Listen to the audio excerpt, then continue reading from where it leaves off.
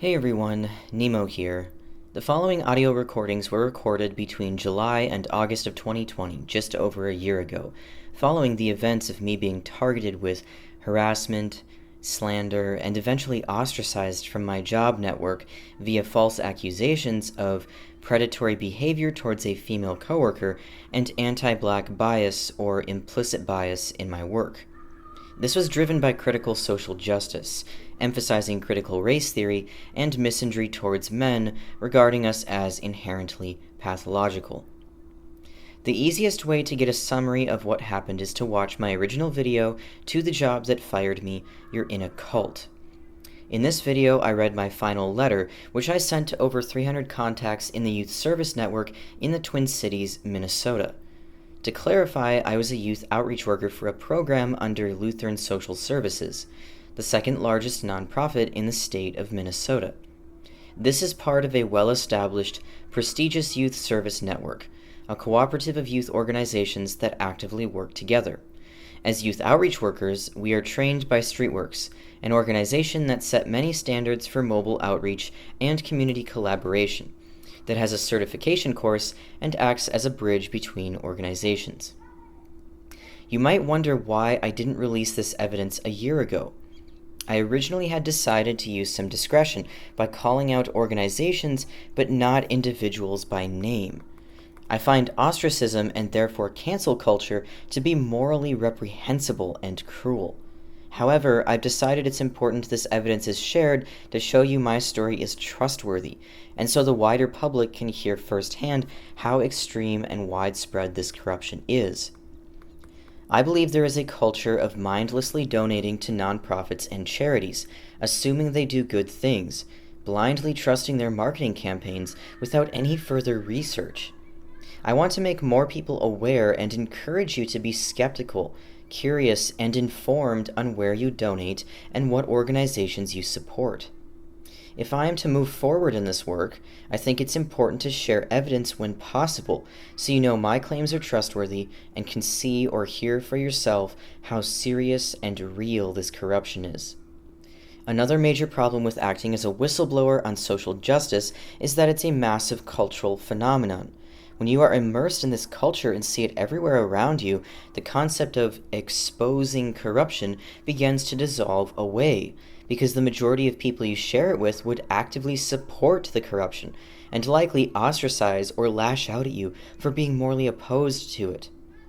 For anyone in my position to be effective as a whistleblower, truth seeker, and honest person, we need to reach beyond the cult bubble to a much wider audience. You can make a strong case that the people involved in this scandal should be fired, given the fact that their actions are remarkably abusive and inappropriate, and we are working with vulnerable youth.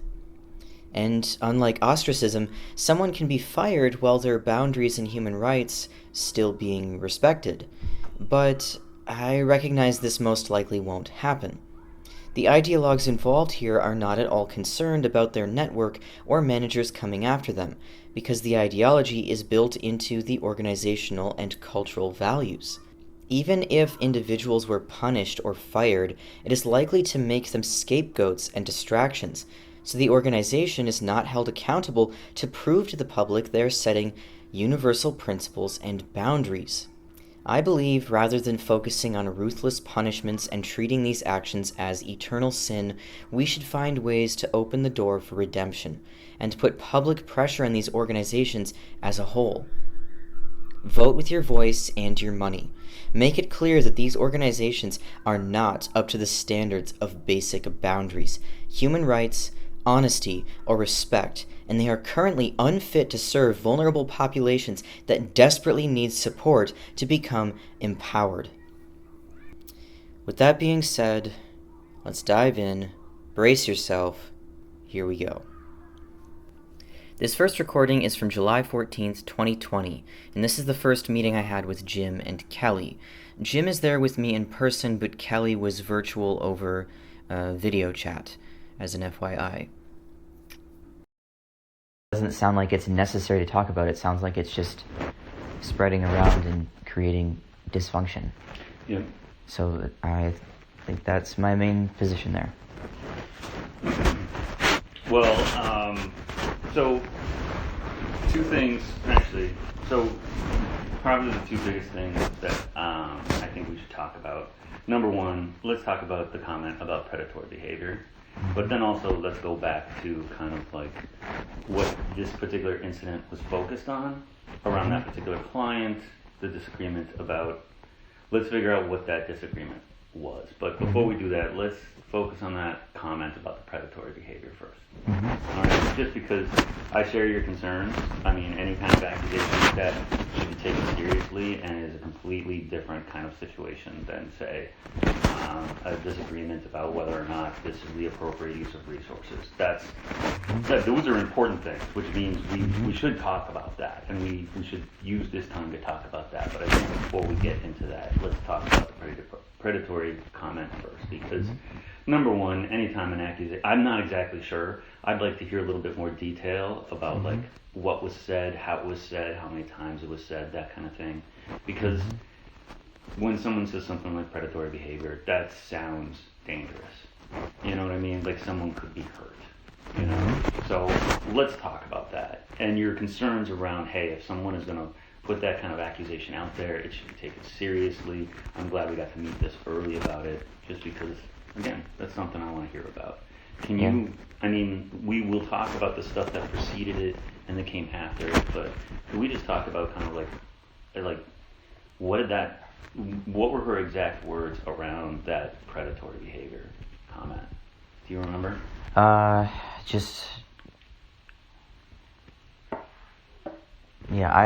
She said, I know she said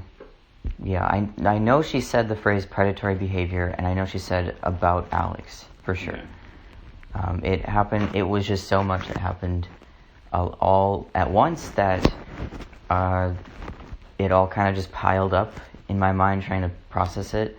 Yeah. And part of why is because it seemed like there was so much that was implied that wasn't being said, almost like she assumed that we knew, or she just came in and she was already revved up, angry, and it was like one big explosion. But I know she said the phrase predatory behavior, and then she mentioned, and I know about Alex, or like that. But when, in the aftermath of all of that stuff, me and Bria came back out, and from like we kind of talked about it, we called our supervisors, we reconvened, all that stuff, and then we talked to Alex a little bit, and it was just really strange because Alex was still in the front area and the doors were open, and so Alex ended up saying, like, she heard Angela yelling, but not what she said, and we were just like, well, I mean, we're not going to drag you into this, but is there anything that needs to be talked about, anything that's, confusing or whatever? And she was fine. She's just like, I'll let you guys handle it. And we said, yeah, that's basically what we're going to do. So it was a weird thing where Angela referenced Alex, and Alex was in a room nearby and could hear her yelling but didn't hear what she was saying. It was probably true because Angela was like in that little area you walk out in where there's the two brick walls and we were around the corner. But yeah, I don't know other than that specifically, but...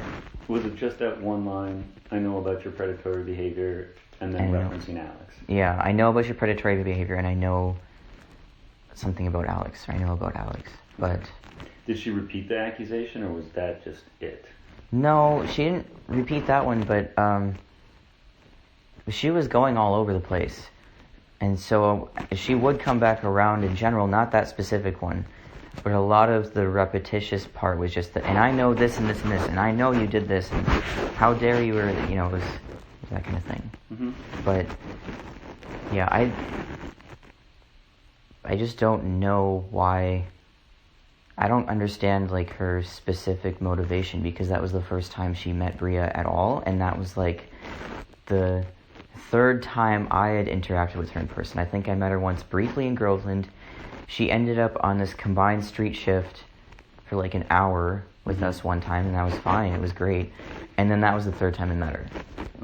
So whatever the situation is, it's kind of stressful to think there has to have been other people involved in some way that had some kind of impact. She talked to some other outreach worker, or maybe multiple, or it was like a game of telephone, maybe clients, but I don't think that everything she was saying would be something she would do just because she was talking to clients.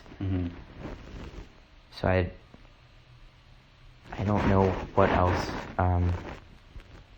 I mean, here's the thing: is like me and Alex had I would say it's a small conflict that was completely separate, that was already resolved, and I had a mediation with Kelly, and so, and also like I've interacted with Alex plenty of times, so it's, you know, Angela referenced someone I interact with frequently, but me and Alex just decided that we were going to have more space and we weren't going to do one-on-one outreach shifts.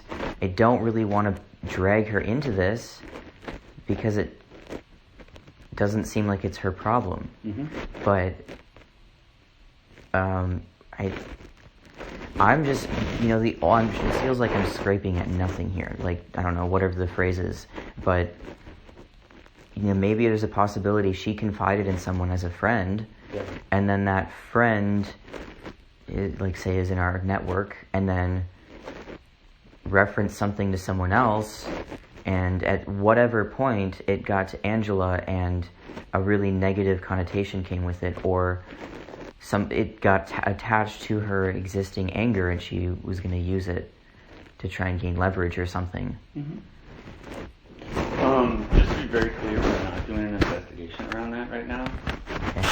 And I mean, if Angela had like filed an actual, you know, allegation with me or with Reva or anybody at StreetWorks, then we would.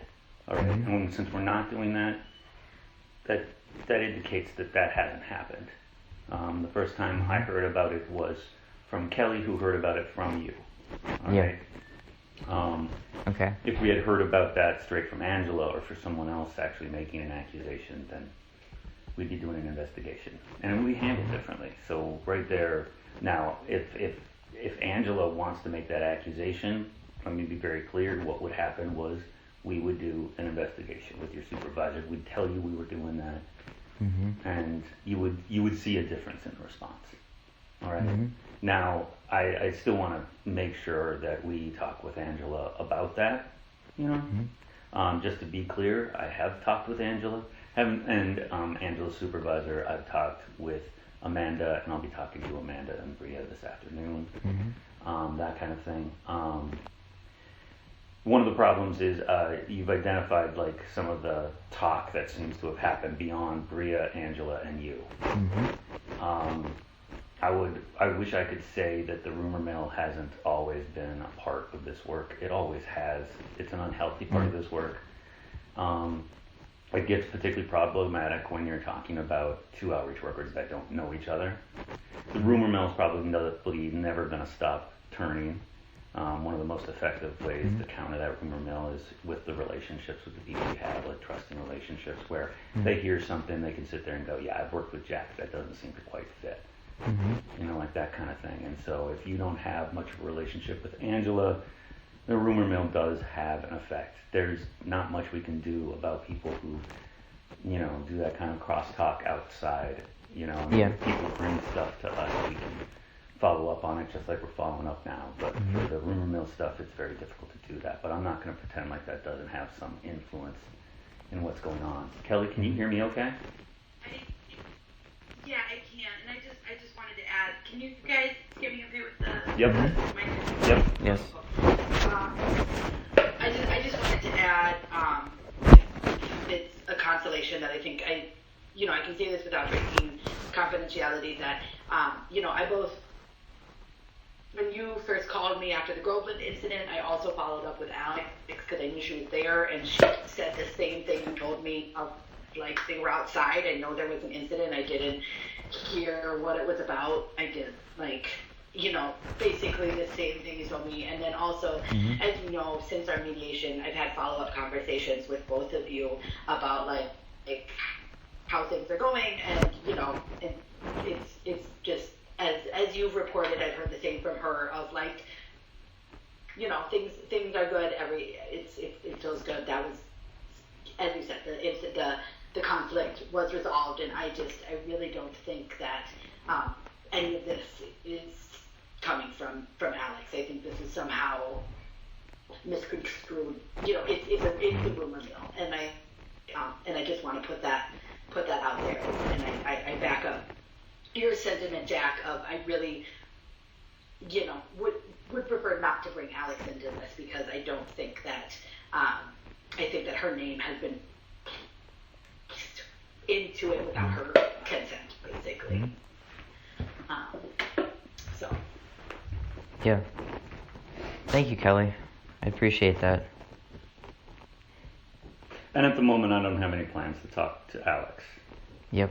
I mean, unless we hear something different talking to you or Bria, or again, speaking to Angela, it doesn't look like we necessarily need to talk to Alex about this. And to go back what you mentioned, that you were talking to Elena and that her supervisor said that she shouldn't talk about this, quite frankly, that would be what I would tell another outreach worker too. Yeah. It's nice that at least it's supportive in a way to countering the rumor mill, but I was kind of confused with Elena's emails, because it seemed like it was just unclear about whether her supervisor told her that she couldn't interact with me at all. And so I really hope that's not the case. Like, until the issue is resolved, Elena said, I've been asked to recuse myself from the situation, and I keep trying to get clarification. Like, does that mean we can't do outreach, or also like we can't hang out as friends?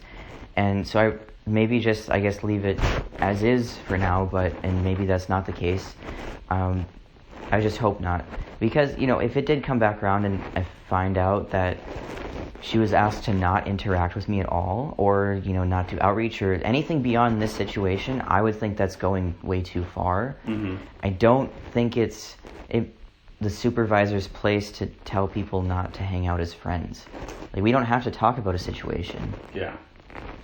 Keep in mind, though, it would be the supervisor's role to tell Elena maybe not do outreach with Jack if there's some... I mean, Elena and Angela both work at Ain Dah Yung.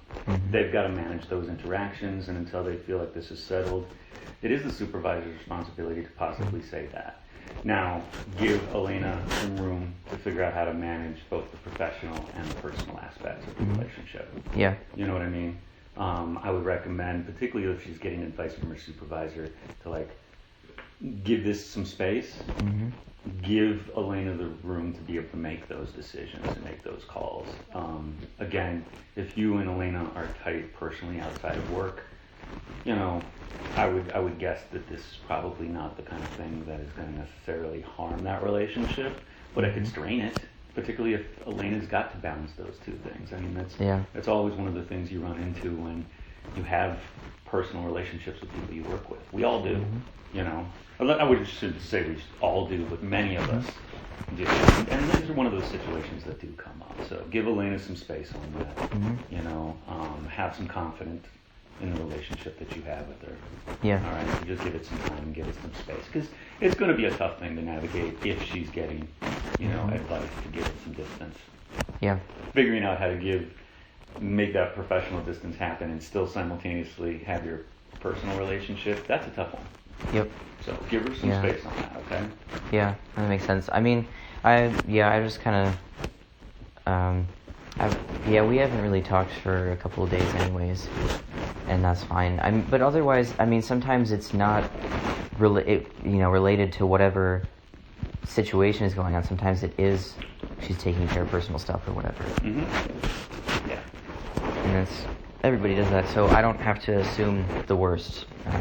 But I did want to kind of throw it out there as a concern, a possibility, and maybe that'll just not be a concern going forward. I got to tell you, the rumor mill thing is always going to be a part of this business. And different people will give you different advice around how to deal with that. I will tell you, there's not much you can control about it. Yeah. It oftentimes is a way that you respond to it, how much you let it get under your skin, and also the fact that people are going to say what they're going to say. You got to kind of rely on your own professional reputation Yeah. It's pretty much the only thing that's... And again, sometimes your relationship takes a hit and you just got to trust, I'm going to just keep doing this job well and make sure that I'm consistent and that people can trust me. And then work on those relationships, like I said. Yeah. You know? Yeah, I would not be concerned about rumors in an environment where I know that people will take it with a grain of salt and just not get swayed by it. And so I mean, in the future, once this whole thing is resolved, I think I can, like, handle things. But I also have a hunch that there's gonna be some necessary distance between me and Angela, and then maybe Bree and Angela. I guess that's between them, but I'm just taking a guess here that this is not something that's going to be resolved. It's going to be contained and taken care of to the extent it can be, and then there's going to be some kind of a long-term development that has to shift over time. And since I'm on that note, something that I do in life in general that I've found is really important, that I've learned over the years, that I think has to be nuanced to do it well. I never close the door permanently on people. There's one person in my entire life that I don't interact with anymore, but technically you could say I still haven't closed the door, because it's, if the person is, let's say it's a conflict and they have to walk away to go separate ways, or cut someone off or whatever, I leave the door open to, you can always choose to respond differently and make an effort to collaborate with me, to have respectful communication, the basic building blocks of trying to have a relationship of any kind. And especially since I don't really know Angela, if this is one of our first interactions, I don't really want to close the door forever. That doesn't make sense to me, especially, like at the end of the day, besides my concern for some of the serious aspects and some of the basic needs that aren't being met with, like, respectful communication, once it's all said and done, I'm not really personally hung up on this that much. I'm not, like, I'm going to be able to move on. Yeah. And in the long term, ideally, there's something that improves, even if we don't really interact. There's some kind of distant connection that improves in some way. Yeah. That's what I would hope for. Well, and I mean, I don't think there's going to be a quick resolution to what feels like to me, and this is just the way I'm responding to having talked to Angela and having talked to you. This is not the greatest way to start a relationship. This happens, though, I mean, we see that with our clients, we see that with other outreach workers and partners in the community. Sometimes things start out not great. But here's the thing, in terms of repairing this, I'm also not one of those people that tries to rush into a resolution either. Yeah. I'm far more confident in the fact that we've got two workers that are very passionate about the work they do. They work really hard. And that, to me, is a really good place to build a relationship out of. It doesn't happen instantly, And the truth is, usually a little bit more patience rather than more pushing is usually what helps that relationship kind of repair. Yeah. That doesn't mean it'll just happen. Go for it. I was just going to say, I really appreciate that, Alex. I think that's a really wise approach to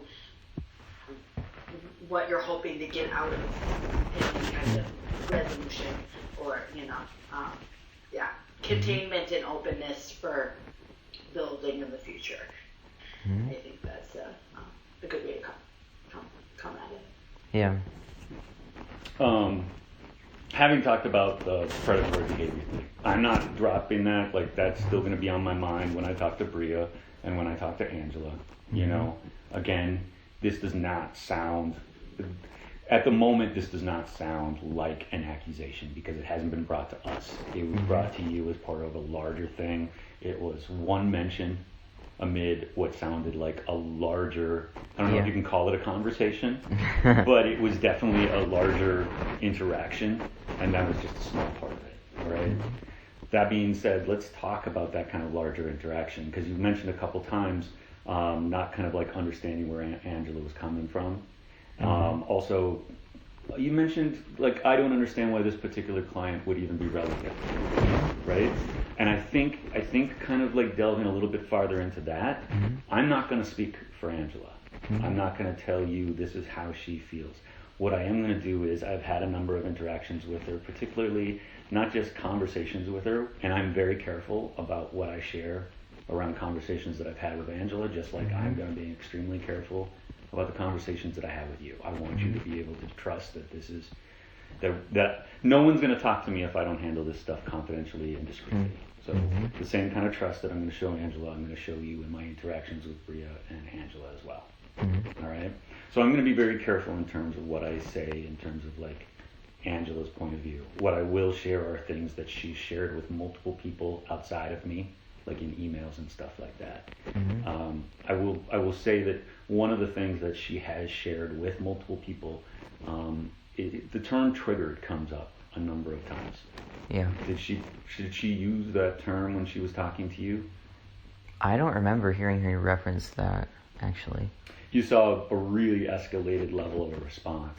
Yeah, I mean, I could assume that there's definitely some energy that was serious to her, or it was just it almost seemed like triggered makes sense. I'm not surprised about that, but like it definitely seemed like she had gotten revved up already, and so then she was just gonna take off. Like if you like rev up those little cars, and then they just like take off. And it's like it's not really surprising to me at all. It was in the midst of it that I was just completely disoriented. And so it's like after the fact, it's almost like, I don't know, an explosion, and then your ears are ringing and you don't hear anything, and then you start to become aware of senses. So that was my experience of it. It's honestly, I'm not really even concerned about her being angry. If you have a really strong relationship, which is not the case here, but if you have an existing relationship that's really strong and both people are healthy enough, like they don't necessarily have like other trauma getting in the way, you could have a fight where like you yell at each other and you know that we're just expressing anger. You're not, it's the difference between expressing in that way and being hooked by something where you have to do something a certain way and get someone to be punished or whatever. And I think she was just kind of hooked at the moment. Yeah. Well, again, if she's going to use the term like triggered, I mean, again, she hasn't necessarily detailed like why she was triggered or anything like that. And I think it's not fair to her to like try to figure out, okay, what is it that, but she did use that term. And based on what you described, it sounds like that's a factor in this, that this was an emotional response to something that was happening. I would say that part of that emotional response that she has shared is she's also talked about being a person with lived experience. And again, and I think that, and I would say that has definitely factored into her response to that particular situation. When you mentioned, I don't understand why this particular client is more or less relevant than any other client, that may be the case for you, right? But I would have to say that that's probably not how Angela approaches the situation. If she's talking about being triggered, that this client is important to the discussion, this particular client. I think it's part of a larger issue, but again, like honoring the fact that what we saw was, her escalated around that particular client. Okay, so besides audio recordings, which is the primary format of the evidence, I'm going to intersperse a few documents and pictures just for some additional context that I think provides some interesting insight here. So this is my 1-year review of my work, and it's a performance review.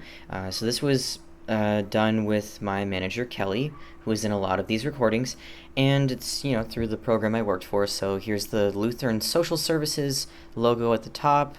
And then you also see, here's it's Youth and Family Services, the category, and here's my manager, Kelly Wolf, Senior Program Manager. Nothing out of the ordinary there, kind of typical boring stuff.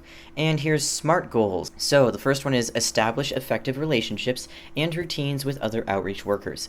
And the annual rating was high quality. The actual outcomes were successful, meaningful, and effective outreach partner relationships established. All right, the next one was work with community partners to establish creative approaches to working with youth. And the annual rating was high quality. Actual outcomes are successful. Jack has done this many times, such as helping the Teen Tech Center to realize their space can not only support youth creativity, but also safety for a youth to have an indoor space off the streets. So the next goal was foster proactive community-oriented relationships. Annual rating was superior. I think that's even a higher rating than high quality. Actual outcomes, meaningful relationships established with Zamia and Intertwine. Youth benefited through these by participating in open mic events and new community connections. All right, here's the next category is performance competencies. But I'll just go through all of these, decision-making, collaboration, development, mindset, results orientation. So it's all these positive things. It's like, what's my rating on these? Let's just go down the list real quick without the descriptions. High quality, high quality, high quality, high quality, successful, high quality, high quality. I gotta, where the hell am I? I'm lost. There's so many high qualities.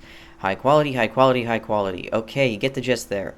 And let's skip to the end here. Overall performance rating. Your review is high quality. Supervisor comments. So Kelly commented this. Jack does a wonderful job making connections, working with youth, identifying resources, and doing the work of outreach. We are so thankful to have him on the team. The day after my one-year review was July 28th, 2020. I received an email from Kelly where she said they had some more meetings on the whole scandal.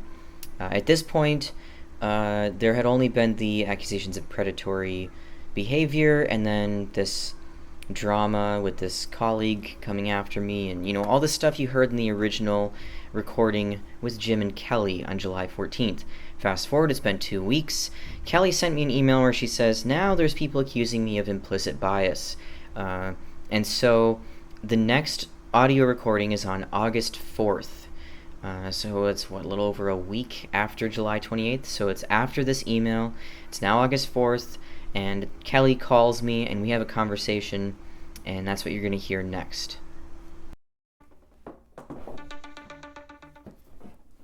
Hey, Kelly. Hey, Jack. Thanks for your patience. Like 3:30, 3:45. How's it going?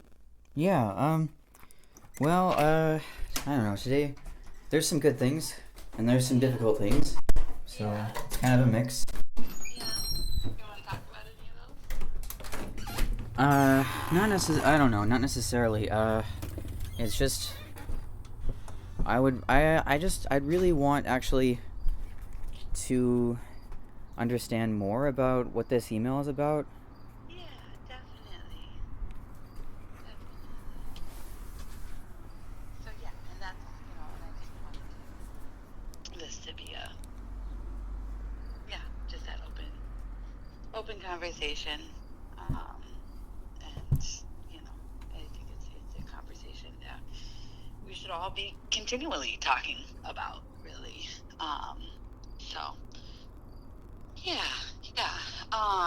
But so about, it was something that I think I told you that I was going to have a follow-up conversation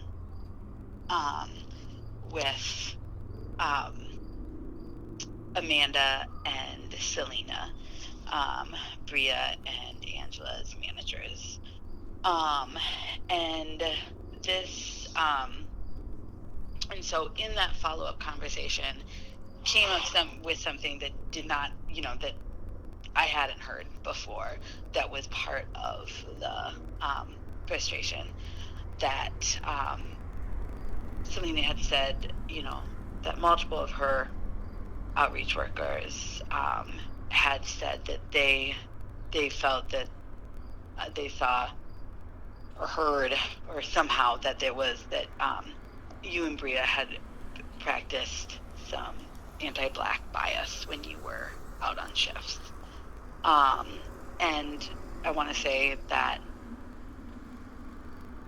anti-Black bias is something that we are all ingrained with through society, through our entire lives. And our job, regardless of, even where you are, if you're in this society, we get that imbued with that. And that our job is to make sure that we are confronting that and working through it and examining our decisions because of that and acknowledging it. And so I also want to say that, like, for me, it's less important whether it has happened or it hasn't happened, and it's more important to create good opportunity to talk about implicit bias, do some more training on implicit bias, and move forward to try to better the work that we do with more of a consciousness around implicit bias in its many forms. And I want to say that for me too, this has really what I'm running late from, just coming back from my annual review with Jen, and that one of the things that has really cleared for me is that I don't know if you remember from our orientation, I kind of just like give a little spiel on anti-racism and the organization and what we try to do, and how we try to work that in our work. But it's not a formulated training, and I didn't like kind of give out any videos at that time, and that's something that as a supervisor is one of my goals for going forward, is to really put together implicit bias training that is not only like at orientation, but then also like has ongoing check-in steps of like, let's make sure that this is something that we continually are assessing and working with. So yes, I want to say, just put that out there of that. For me, this is really an opportunity for both myself and how I design, work my own onboardings and trainings in their programs, as well as for you of, all right, let's dig into this, and use this as a learning moment rather than,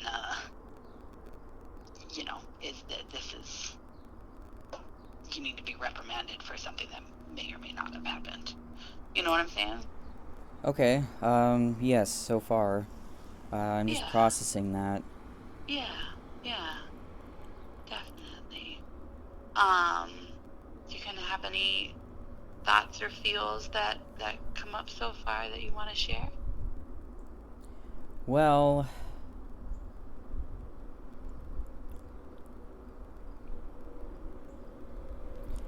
yeah, I'm definitely at a place where this is shifting for me and how I need to respond. In the greater context, I have had multiple really difficult, dark things that I've had to deal with, and I have to be very focused on those things to deal with it well, and it just starts to feel like it's hitting me from every angle, and I just want to quit society. And I know that seems less related here, but this is all entangled together, and that's the place I'm in right now. Yeah. And when it comes to this stuff, this situation specifically, I'm just really angry. I'm not perceiving it as if this is personal between me and you in any particular way, but just about the situation, and with, whoever's making these accusations or these statements, I am very angry about it, and I'm sick of it. And I'm going to clarify why that is and try and give you some insight. I have to be very honest right now, because this has gone way too far for me.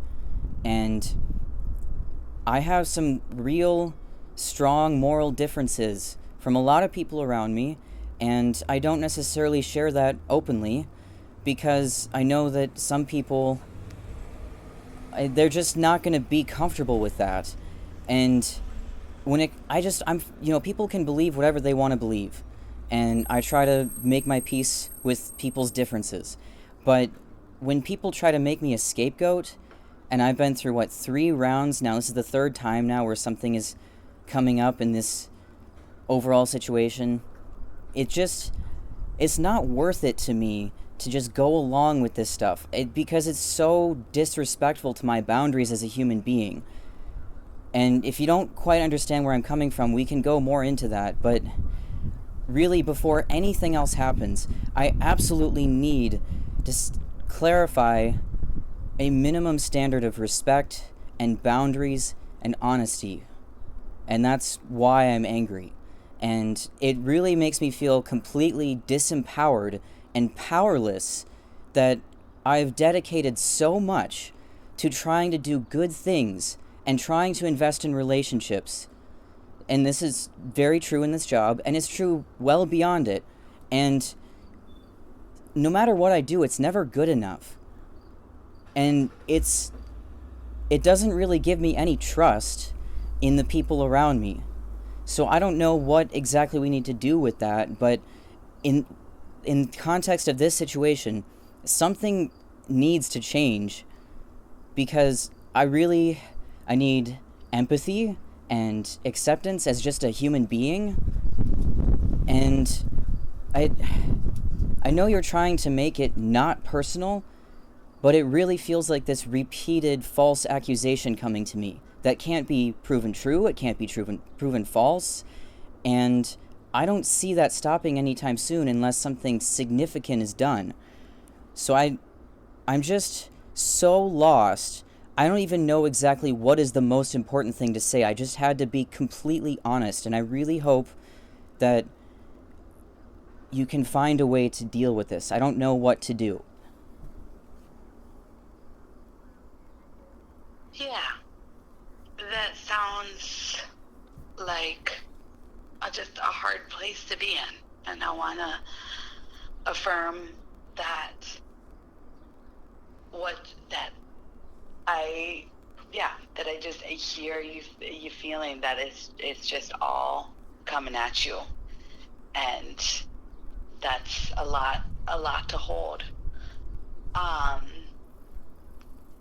I honestly, my first thought is that if you're in a space today that it feels like you just want to leave society, and that it's coming at you from all directions, and that you're dealing with other things that are just really, really challenging, I would encourage you to take some time, and whether that is calling, you need to call off on a shift, if you need to go just down to the river,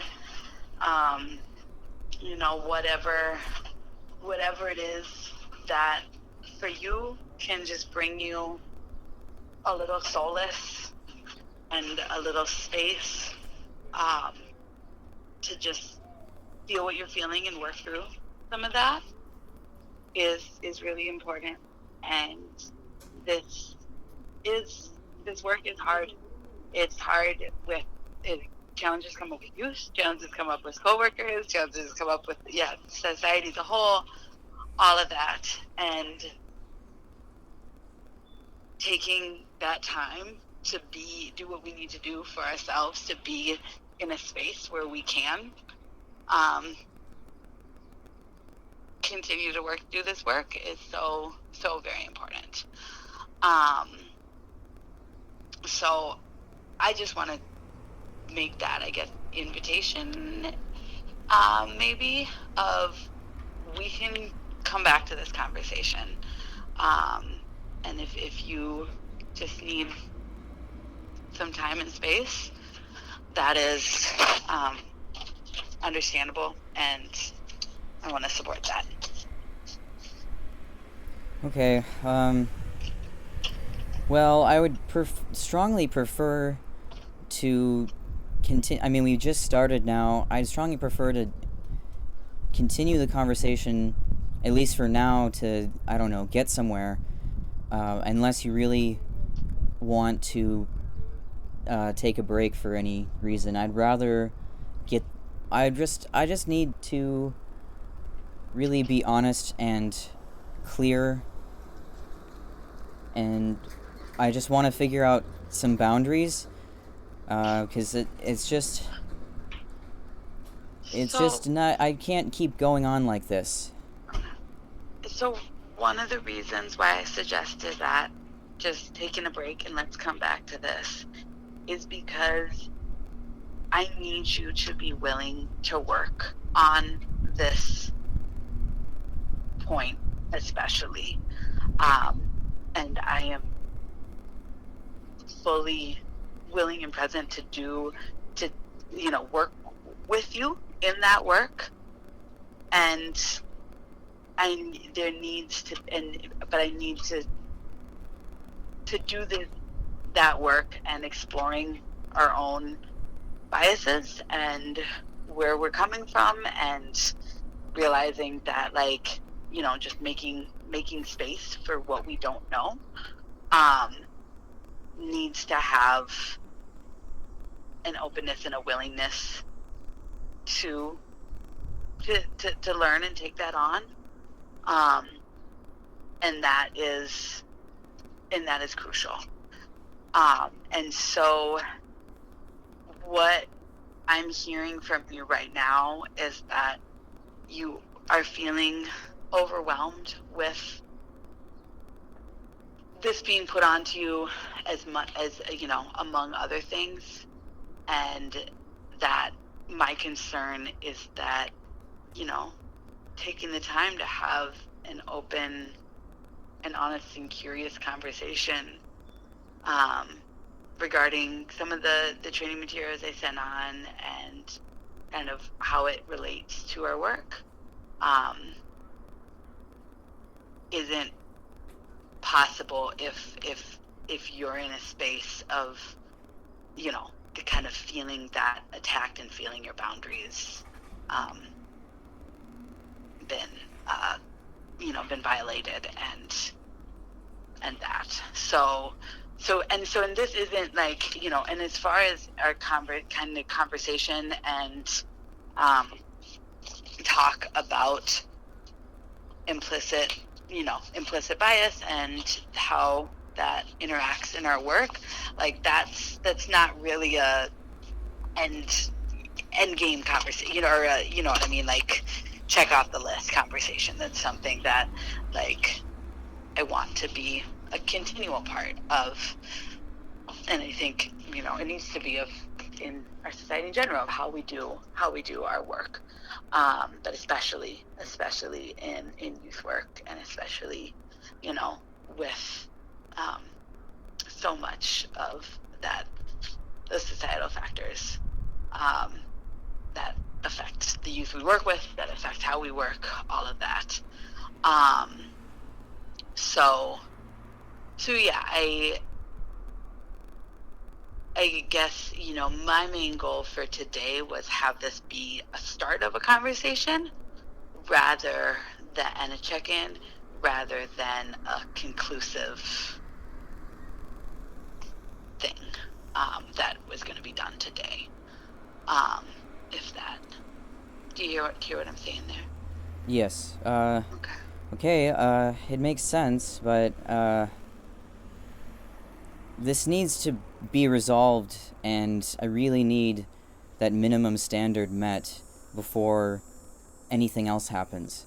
I didn't necessarily have a lot of trust on this type of topic to begin with, and whatever trust I did have has essentially been broken. And so I don't really have any faith that conversations and training is going to be coming from an honest place. And that's why I'm saying I need to set a minimum standard of boundaries, respect, and honesty. And so, however that needs to be figured out, that has to be step one. Can you tell me about how you have felt that I have violated your minimum level of trust, respect, and honesty? I don't know. I mean, in your case, it's kind of a difficult situation.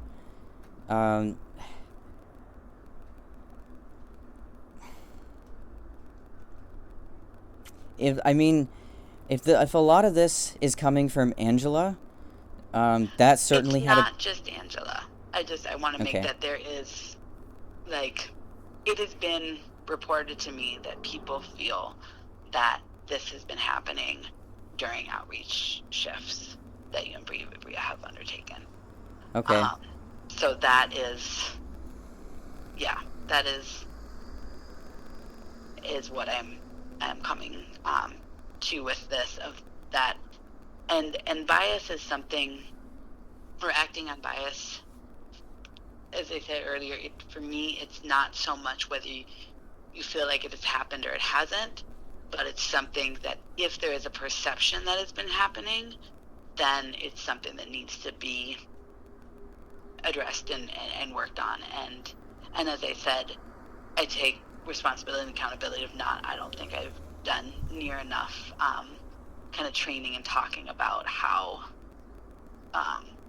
bias comes up in our work as just an ongoing point that I should be checking in on. And I know, that personally I try to check in on my biases and where my reactions are coming from pretty consistently. And it's ongoing work that we need to do in this society, especially as white folks. So that, I guess that is where I'm coming from. A point that I am not understanding is, I hear that you feel that your minimum standard of respect and honesty and boundaries are not being met. And I guess I asked that question because I'm not understanding how I am, what I'm doing that makes you feel that way. I can understand that, like, with work partners, your outreach partners, that feeling that this kind of like ambiguous, observation that people have put forth, that feels like that is a betraying of trust, of like, why hasn't people talked to me directly, or why am I hearing, that kind of thing. I can hear that, but I guess where I'm coming from is I'm wanting to just talk, like, make sure that we're addressing this as outreach worker and supervisor, and because if it comes up, like, okay, yep, you're right, we haven't addressed that much, let's make sure that we're talking about it. And so that's where I'm coming from, and so I'm curious to know where and what I'm doing feels as a violation of the boundaries for you. Yeah, I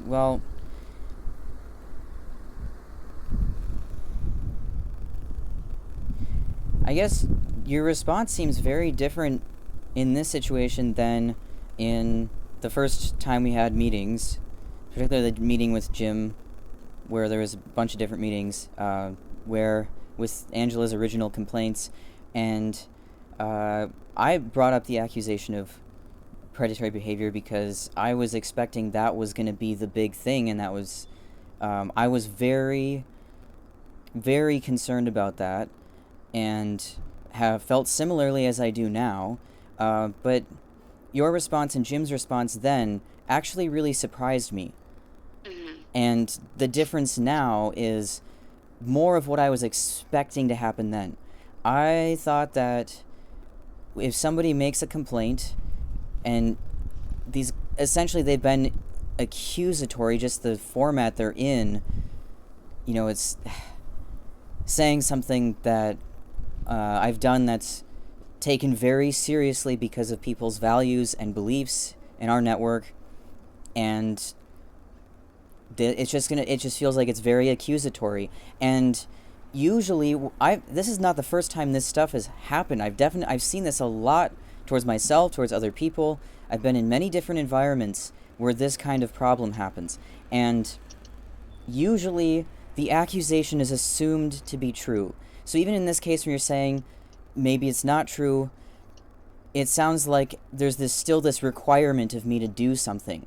So that if the roles were reversed, and if you were in my position, I have a very different response. I would stand up for you, because I believe there should be evidence before somebody is required to do something. And certainly, it just doesn't seem like people are being very honest. It seems like they're making statements based on a belief system, and they're following that, and they're not necessarily trying to find what is true. And with the predatory behavior accusation, that's something that's concrete enough and serious enough that it would have real-world consequences if you had to make a decision about it. But with implicit bias, it's essentially saying that I'm subconsciously racist. And that's not really provable. I mean, we can have another conversation about that, but because it's not provable or disprovable, it sounds like I'm being essentially treated as guilty no matter what. And there's this and when you said this is not an end game goal, then there's nothing I can do. I'm always going to be repenting for my sins. And I use that metaphor because, if I was being required to go to church, this would be seen as wrong. But because it's a requirement under anti-racism or whatever you want to call the banner, it's considered good. This is why it feels like it's really crossing my boundaries. I don't want to force anyone to believe anything. And I also really care about honesty, and consistently I'm just sensing general dishonesty. And that's the big struggle. So I don't know how we're going to get somewhere with this, but I have some minimum standards, and I really don't want to keep working with people and putting in all of this effort when I'm only getting treated very poorly for it. It's not worth it to me.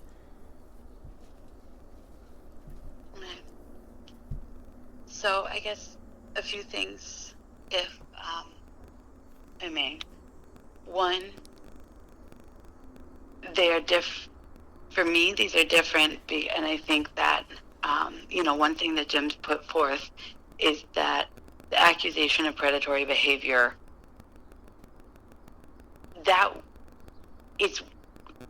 Angela never mentioned that to anybody else. That never came up any other place besides for when she was on that tirade with you.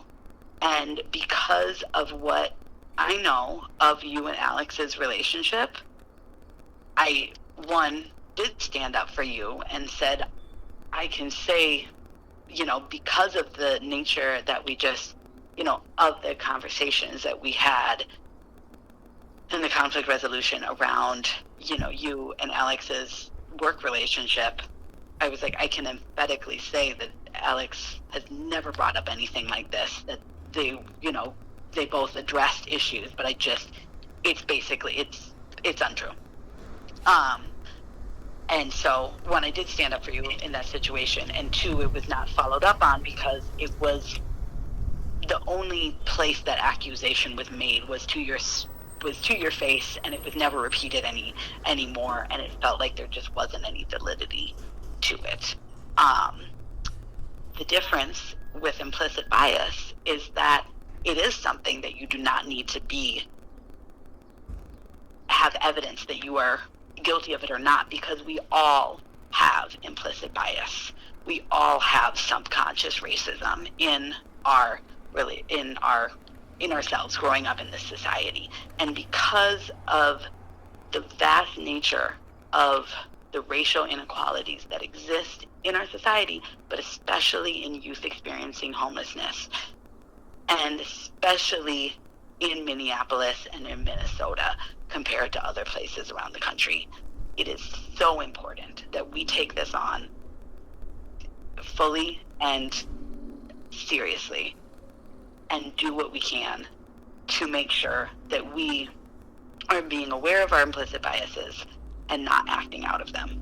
And so that is why I said that it is something that, while it came up in this situation, for me, I feel very passionate about, that it was made very clear that something that I was not, that I have fallen off on, and not doing clear training and ongoing training with you and everyone else that I supervise, especially on this subject of implicit bias.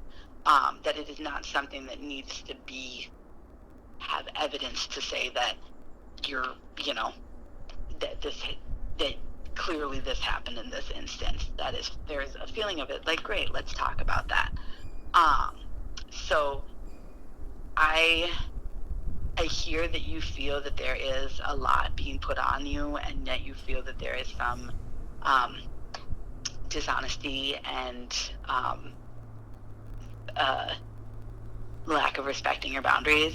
And so, again, I would say that I would encourage you to just take some time and have some self-care for doing what you need to do with you.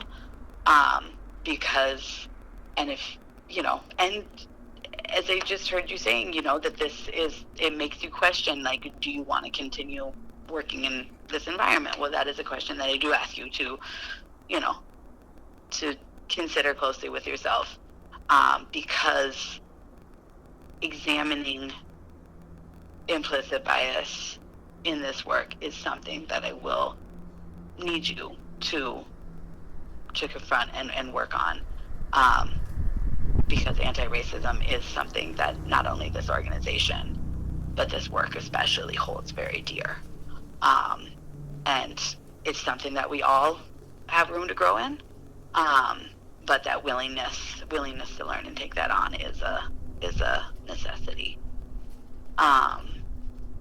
So yeah, I would invite you to take some time, think about those questions, think about, how you feel in that greater work. And I do want to say that, I really appreciate so much of what you bring to outreach and to this work. And I think that your passion and your intellectual examination of this work is really astounding. And I would just invite you to bring that curiosity and passion into exploring more on the subject of implicit bias and how that affects our work. If you're willing to, if you're not willing to, then that is something that we need to look at if it is a good fit. So, yeah. Okay. I'm open to have follow-up conversation at any point. And I think I'll just, kind of leave it to you if when you want to check back in. I mean, if I don't hear from you for a week, I'll probably reach out. But I do want to give you some space to just do some of that self-care and examination on, and then we talk more, if that sounds okay to you. Yeah, we can definitely leave it here for now. Okay. And I guess I would just say likewise with you to think about what I've said and how this is gonna go next. And that's basically it now for me. Okay. Well, you take care, and I hope you just find some good, restful, nourishing time to do whatever you do with your evening, and reach back out when you're ready. Yeah, okay, I will.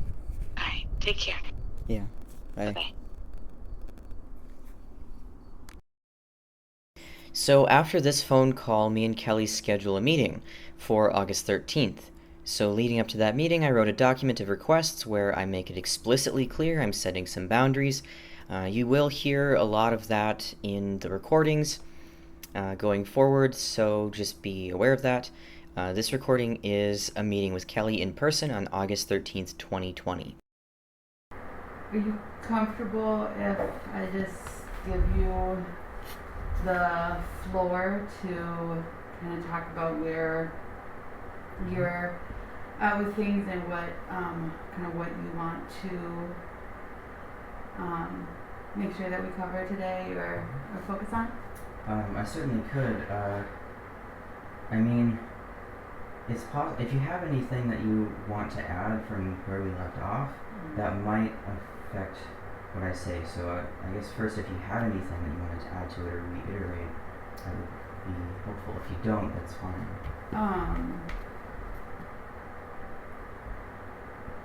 I guess what we didn't get to last time, which I guess was one of my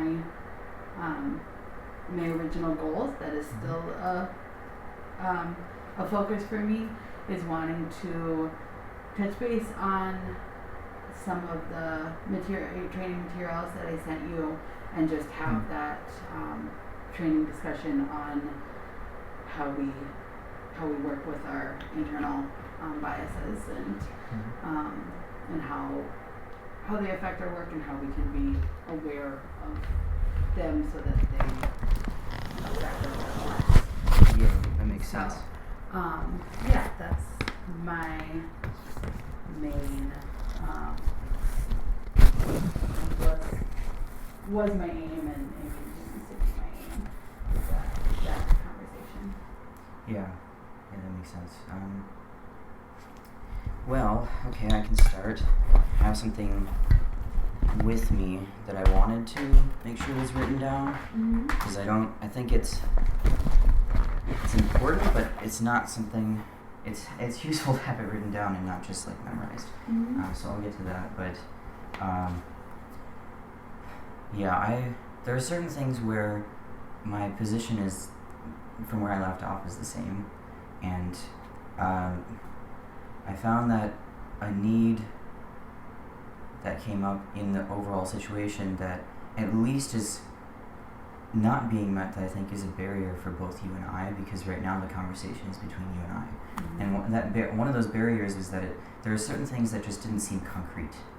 And so, at the end of the day, I can't really know who's being honest or dishonest and to what degree and how they're combining those, and maybe they're being honest but they're wrong about something or whatever. It's just if I were to just say I want honesty, then it's just not functional, it's not concrete, and it can actually fester distrust, because if someone then starts being honest and I'm still struggling, then it's going to be even harder for them. So I don't really want to go that direction. But in the effort to make certain things concrete, I wanted to separate some things in my attempt to create some boundaries, at least to start with, that might actually resolve the situation. So the first thing is, I want to have the training be a separate situation than this conflict. I want those to be separated, even if they relate to each other. By this conflict, can you... Yeah, the situation... Well, as I see it, indirectly, I think it started with Alex, and I don't know, there's some kind of gossip in Alex's reference, but so, to me, there's like 3 layers to it, with the situation with Alex, and then especially, and you could count that as a little bit separated, but especially when Angela started making accusations against me, and that situation has been ongoing, and at this point it's been long enough that I've gotten to see how people respond, and I have and it's really prevented the conflict from actually being resolved or addressed. Can you talk about how it's been ongoing? Yeah, well, communication at this point has really been stifled. At first Jim was like, yeah, we're going to have a meeting with Angela, and then he was like, she's still really angry, so let's hold off. And then it's like, after a certain stage, how long do you hold off? And then it's now switched to this accusation of implicit bias in the embryo, and all these meetings were behind closed doors and they're all separated. And it just seems like it's an attempt to control the narrative of what's really happening. And even if that wasn't the intention, there's so many barriers to communication that the transparency and truth is really obscured. And at the end of the day, nobody really gets to have their voice heard to the people that they actually have the conflict with. I feel basically voiceless at this point. You're really the only person left that's hearing what I'm saying, and you're acting as a messenger for all of this other stuff. So I really, because this training has been attached to this situation, even if it wasn't intended, it's functioning as a punishment. And I think that's a really dysfunctional way to present a training of any kind, and it's not going to help with the beliefs or the philosophy and the knowledge that you want people to really learn. If it's attached to this really serious conflict where I'm basically being slandered and there's manipulation and gaslighting and really sneaky weaselly stuff, like all of that seeds distrust, and it makes the if the training is really attached to it, it taints the trustworthiness of that training. So, and if it's this not necessarily as structured, then it is a collaborative process. It could be a totally different thing that could be much better if it was presented unrelated to this. And especially, this is so big at this point for me because of how I'm seeing people act and the choices they're making. Especially, it seems like a lot of choices are out of fear, that it seems serious. Like, I'm not a person that is afraid easily, and I've basically assumed at this point that it's gone so far that if I take a stand and I do so openly, that it's only a matter of time before I'm fired. And so even if that's not true, there's been so many actions taken to seed distrust. And so before I do anything with training, because it's been attached to things where it's trying to pressure me and coerce me to doing something, I'm saying no until the conflict is resolved and it's clear that people understand no matter what they do, I have these boundaries. And if they don't want to interact with me and they want to be separate, then fine, we can have that, whatever happens. But the core underlying needs for me, it really comes back to autonomy. I don't respond to people trying to coerce me to do things. I think that's dysfunctional for me, and it's setting a bad example for our clients. So I'm just gonna take some notes while Yeah. they listen. Yep. Yeah. And I have something written too. I can. Okay.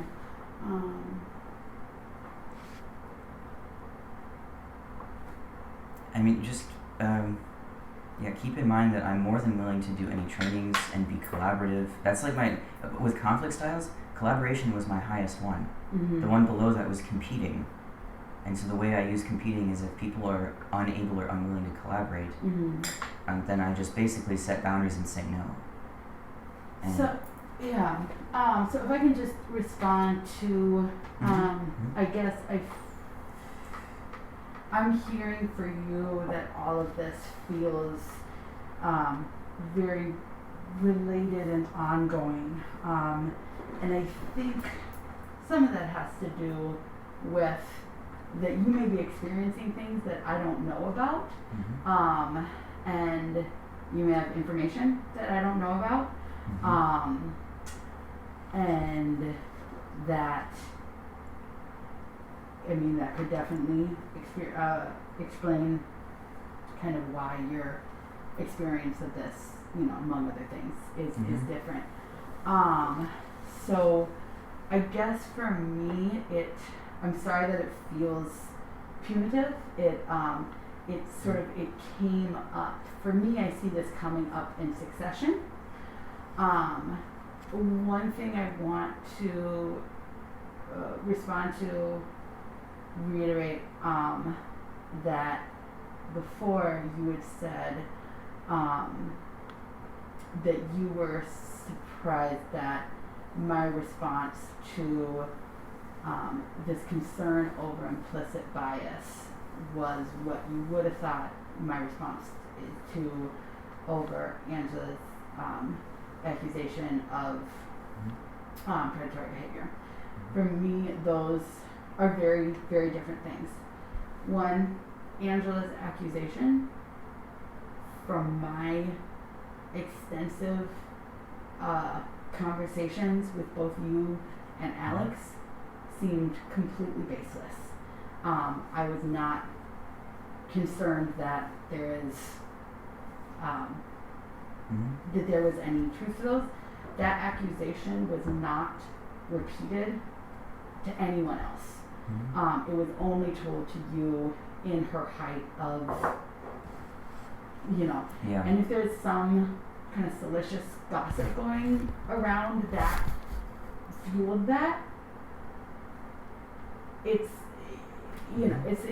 not anything I've ever heard or anybody else has told me that they heard, and so it's not something that can, it just, for me it just seems like it's a standalone, and again, I may be missing information, but from how I understood it, a standalone that was a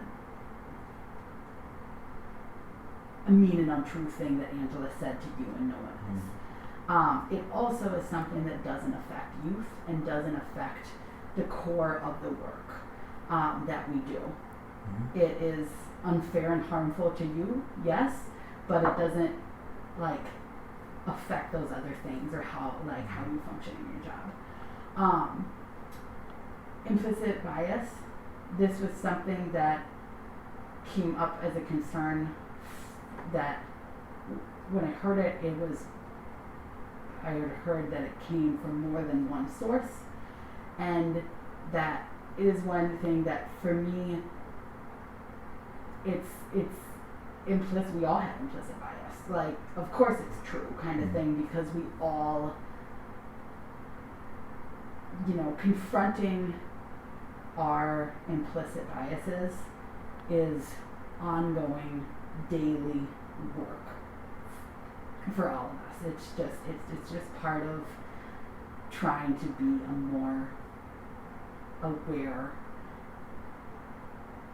and compassionate human being in our incredibly unfair society. And so it's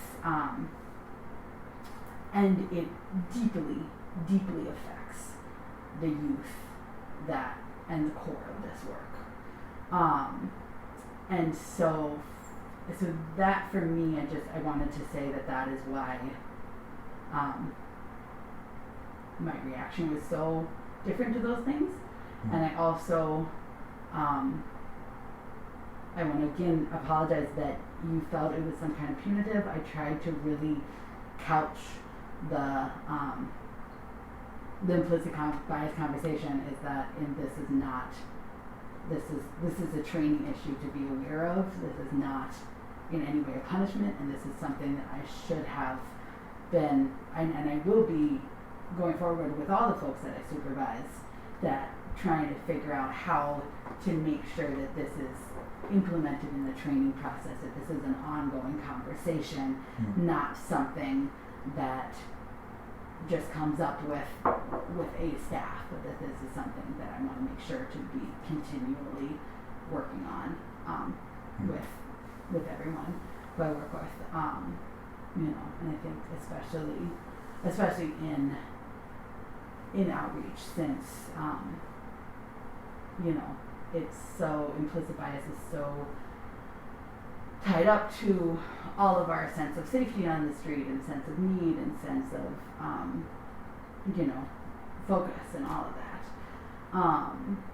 So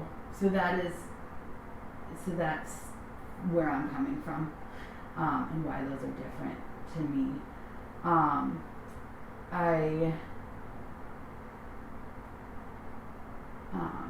I guess in response to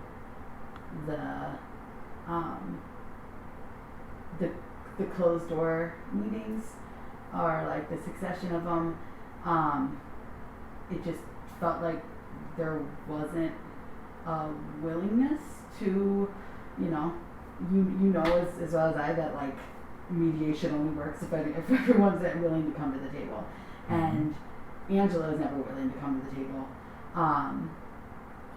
My conversation with supervisors is that was a supervisor conversation. No outreach workers were involved in that. Jim has done, his conversations with different people as part of his role. So I would have liked if we could have had a more open everyone coming to the table, but there wasn't the buy-in for that, and I also regret that wasn't possible. So I guess what I would like to hear more about from you, if you're willing to talk about, which I guess it feels like for me is like where I'm missing information, is kind of what you speak of, like the ongoing nature of this conflict, like how specifically that has been coming up for you, and when you spoke of coercion, how you feel that you were being coerced, and so I can better understand where you're coming from on those points. Yeah.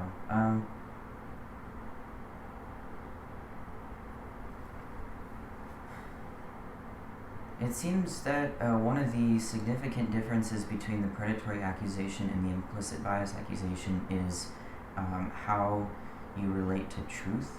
And you even said in the last call that it doesn't matter as much to you whether the implicit bias accusation is true or not.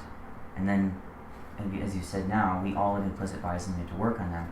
And so getting stuck in that, I think, creates this blindness to the process of discovering truth and how important it is. So putting that in context, it really seems like, now I don't know much about Angela.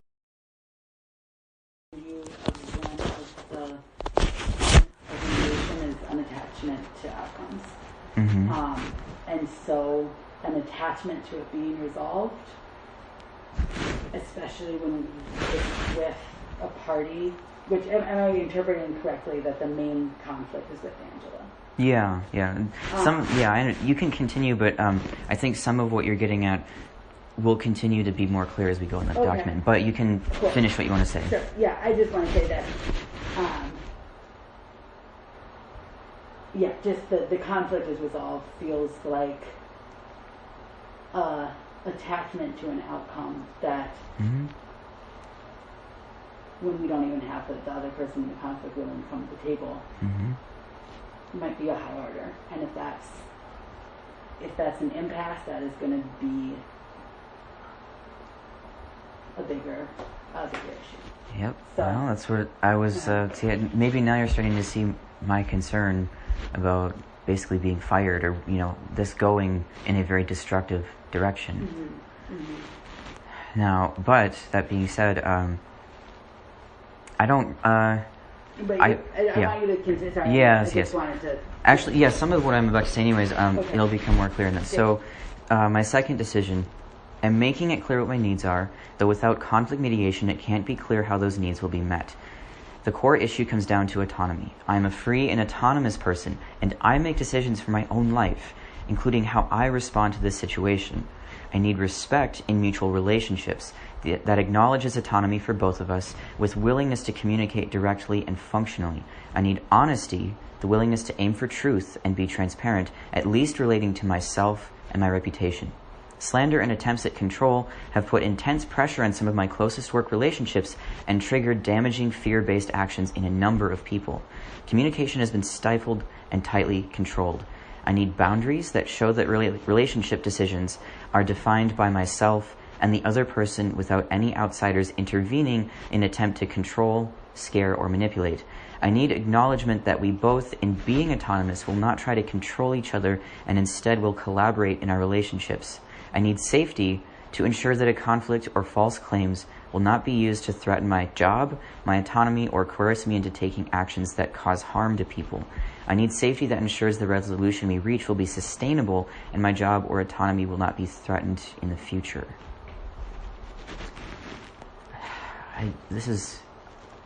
Honestly, Kelly, this is a really big thing. I think that for you, you're like, hey, let's do training, but this is basically opening up like Pandora's box. And this is where we are right now.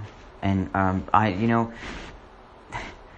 I have had this sense that a lot of people say things and take actions based on fear, especially the larger the group is, like large group trainings or large group meetings, that a lot of people are very afraid to speak as honestly and transparently as I am.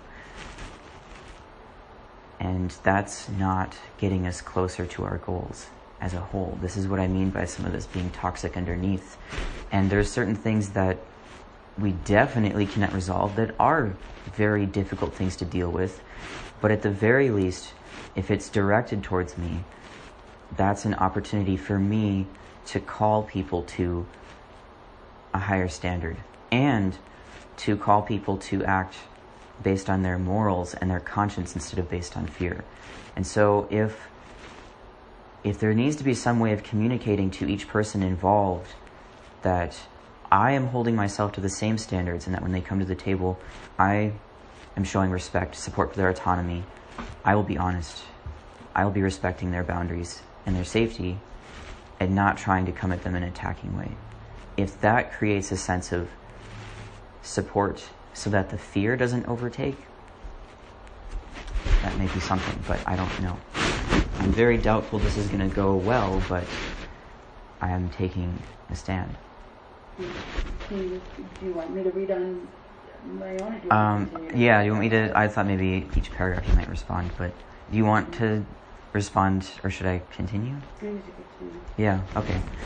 Autonomy, respect, honesty, boundaries, and safety all overlap and support each other. These are the same standards I set for myself in relationship to others, and these are the standards that create healthy, empowered relationships free of abuse or dysfunction. These are my requests. 1. I request an official conflict mediation that includes all of the individuals making and perpetuating accusations against me. That means Kelly, myself, Angela, and Selena. This allows the real conflict to be confronted in the open instead of being controlled and contorted behind closed doors in segregated meetings. It also ensures that I have the opportunity to actually respond and make my needs clear. 2. For anyone who has supposedly made false accusations against me that has been unnamed, I request conflict mediation with those people or they drop the accusations. 3. By the end of the mediations, I expect that our needs will be met in some way that resolves the conflict, even if we have to create separation in our jobs. I also expect that we will share the goal of sustainability, that the same people will not be taking the same destructive actions again. And if new people try this, the people closest in my vicinity will stand by my boundaries and stand by honesty. 4. I'm requesting that a training never be tied to a conflict or used as a punishment. Trainings should be separate and set aside until a conflict or serious set of damaging actions is fully resolved. My request applies to anyone who used their work status, power to cross boundaries or cause harm to my job. If anyone involved in these requests wants to make amendments, I'm more than willing to listen to alternate options and suggestions. And I was supposed to sign the bottom, so sincerely blank. But Yeah.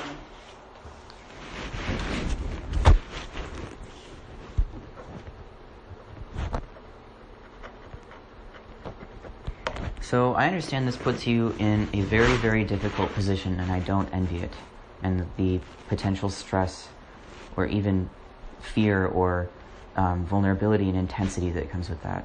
Because this is what's been put on me too. And it seems like at this point I've been tasked to carry the whole weight of it, so in a way where ultimately, I don't support punishment of Angela, but her actions have also been protected and perpetuated and upheld towards me at this point. And I haven't done anything that is hurtful to people intentionally or unintentionally here that is in this situation. So it's really, really unbalanced, and that's why I'm at this place. I, at this point, will request that we break, Yeah. and Yep. I will reflect on some of this and get back. Okay. So, yeah. thank you for collecting your thoughts and Yeah. putting them on the paper. I'm a big fan of having things written down just as a tool for processing. Yeah. Do you want any extra copies at all?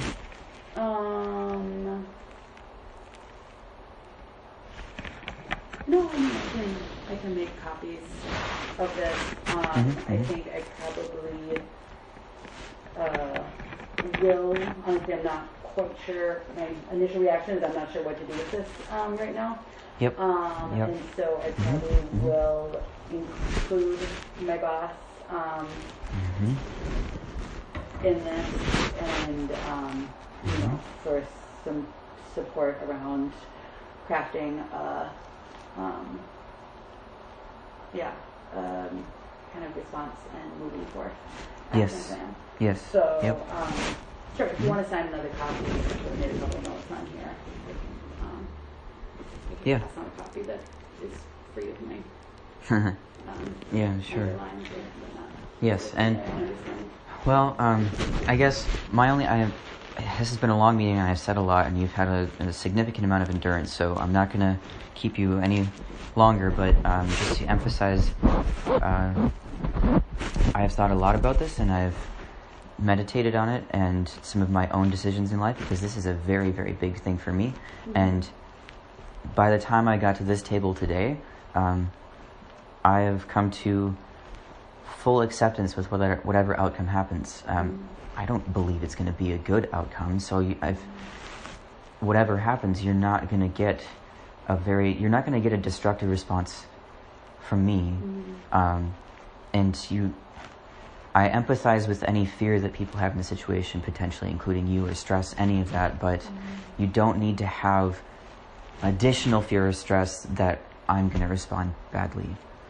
That you and I are two human beings, and this is just the situation we're in, and I still see you as a human being and respect that, and despite me taking a very hard stance that might imply anything, I still respect you as my manager, that you make decisions at the end of the day. All of this stuff, whatever, everyone in their role, they make decisions, and I still stand by my position of unconditional acceptance. Thank you. I appreciate that. I appreciate the extension of what you've done around this.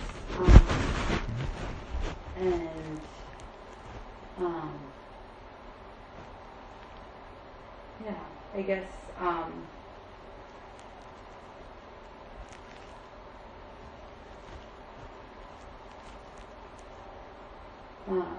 just a piece for clarifying, just so I kind of know where you're at with this. Are you saying that if these requests are not met, you are not interested in continuing with this work, this position? Yeah, I have no intention at all to quit this job anytime soon. So essentially, this situation would be continuing. As I see it, the simplified prediction is there's really two types of outcomes. The situation continues until some kind of resolution is reached that we may not be able to imagine right now, whatever it is, or it continues until it's at such an impasse that something breaks. And what I think is likely to break is I'm going to get fired because it's entangled, and now I would be refusing to do something that's required of my job, which is training.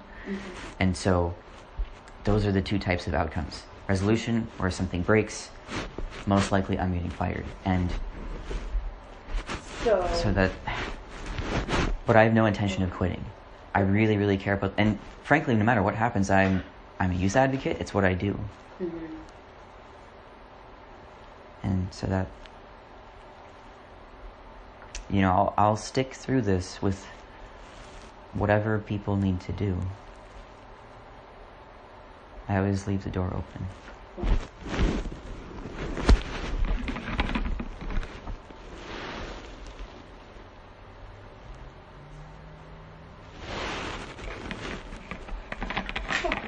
Alright, well, thank you again for this. Thank you for the time this morning. Yeah. I will keep tabs on all of this and some guidance from my supervisor on next steps, and we'll be in touch from there. Yes. Yeah. Yeah, this felt a lot better than it potentially could have been. Good. And I recognize your skill and your resilience. It's really significant compared to other things like this that have happened to me. Thank you. I'm sorry that it sounds like you've had a number of harsh experiences that have led you to that this situation brings up. I'm sorry that feels so connected. Thank you. Yeah.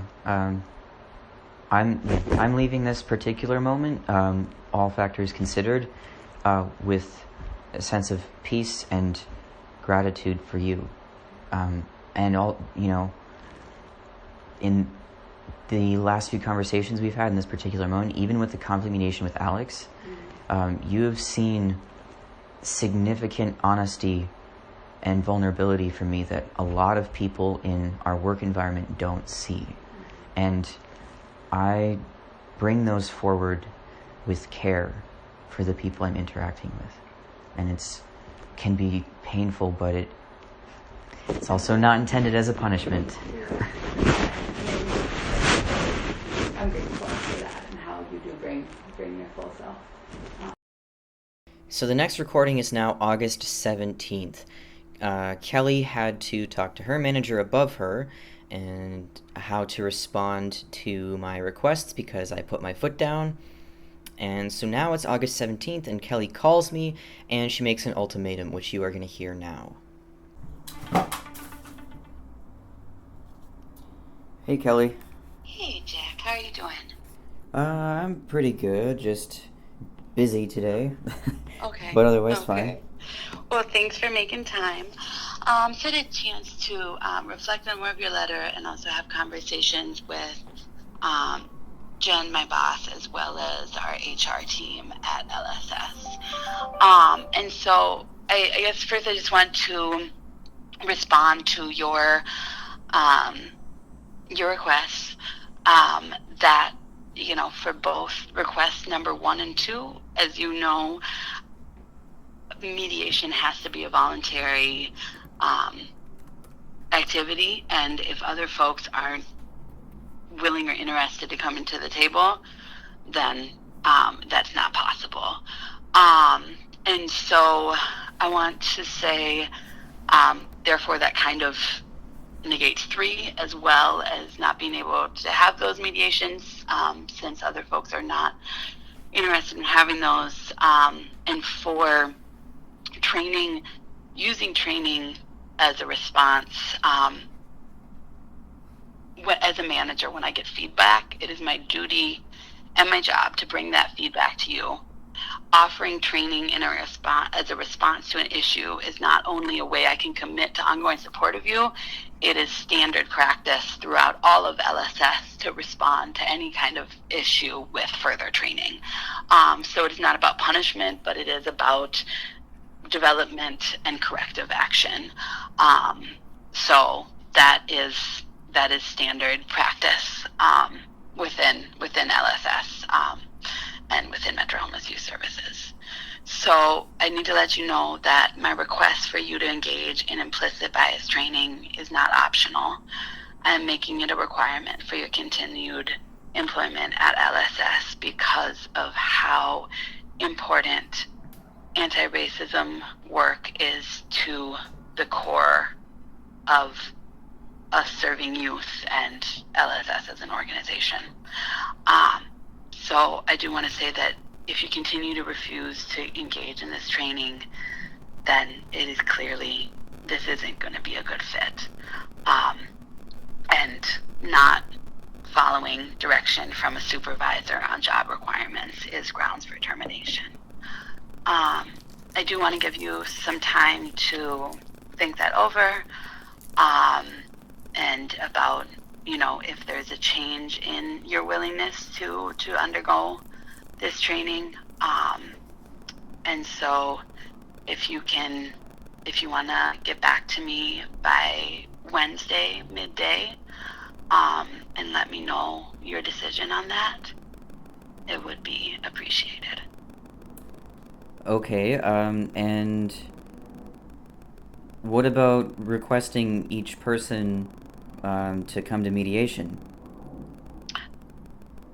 That's one that's not from the perspective of this isn't a give, you do this, I do that. This is about me as your supervisor saying it is a job requirement to undergo implicit bias training.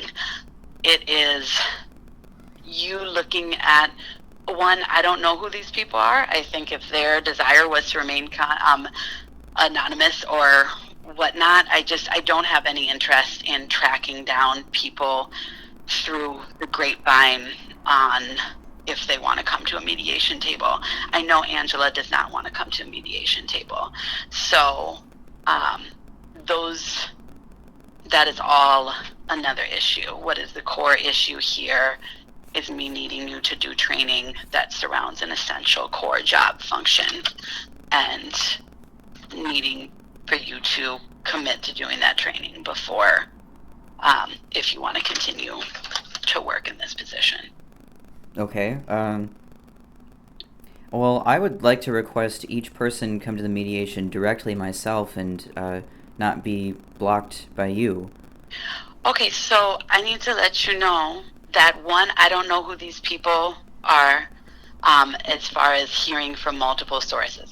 That's been passed on to me. Two, if you do not agree to going to implicit bias training, you can request mediations with folks, but you will no longer be an employee of LSS. Okay, and can you tell me the reason why I'm being required to do this training and nobody else is? Because it has become to my attention that this is something that folks have said you need to work on. And as I said before, I am less interested in if it did, on some kind of like trial of did implicit bias come into play in this case or this case, but I've heard this as an issue. Let's work on this issue. What we're getting into now is your refusal to accept direction from me as your supervisor and your refusal to take feedback in a meaningful way and say, I don't think this is a problem for me, but sure, let's work on implicit bias training. I think as a white person doing this work with a lot of folks of color, it is really important for me to be as aware of my biases as possible. And so, though I don't think I'm using bias in my decisions, let's do training. That would be the response that I was looking for. But instead, it is kind of this, it feels like a continual wall of your refusing to take that feedback from me as your supervisor. So that is the core issue, and that is that Okay. I'm looking at right now. Sure. Yes. Yes, I understand that. And if the complaints were against me and Bria, especially since we were, on shifts together, is there any particular difference between why I'm being asked to do this and Bria's not? Bria is not my employee. Bria does not work for LSS. I cannot speak to what Bria has been required and not has been required to do. So that is, yes, it's kind of an irrelevant point. That's between Bria and Bria's supervisor. Okay, sure. So then, I guess. So you didn't even ask any of the individuals involved, like anyone, even one person or a few people, to do mediation at all? So that is not the issue. Okay, and I had conversations about the appropriateness of that, and the issue is your refusal to do the training and your desire to try to negotiate the training, which is required of your job, with things that you would like to see happen. You can work for having those things happen, but you cannot use them as negotiating pieces with me, your supervisor, to try to do or not do a required training. So I did not personally ask Angela. Jim made it, I talked to Jim, and Jim made it very clear that in his view, Angela had no desire in coming to a mediation table. And so it kind of goes back to, I need to deal with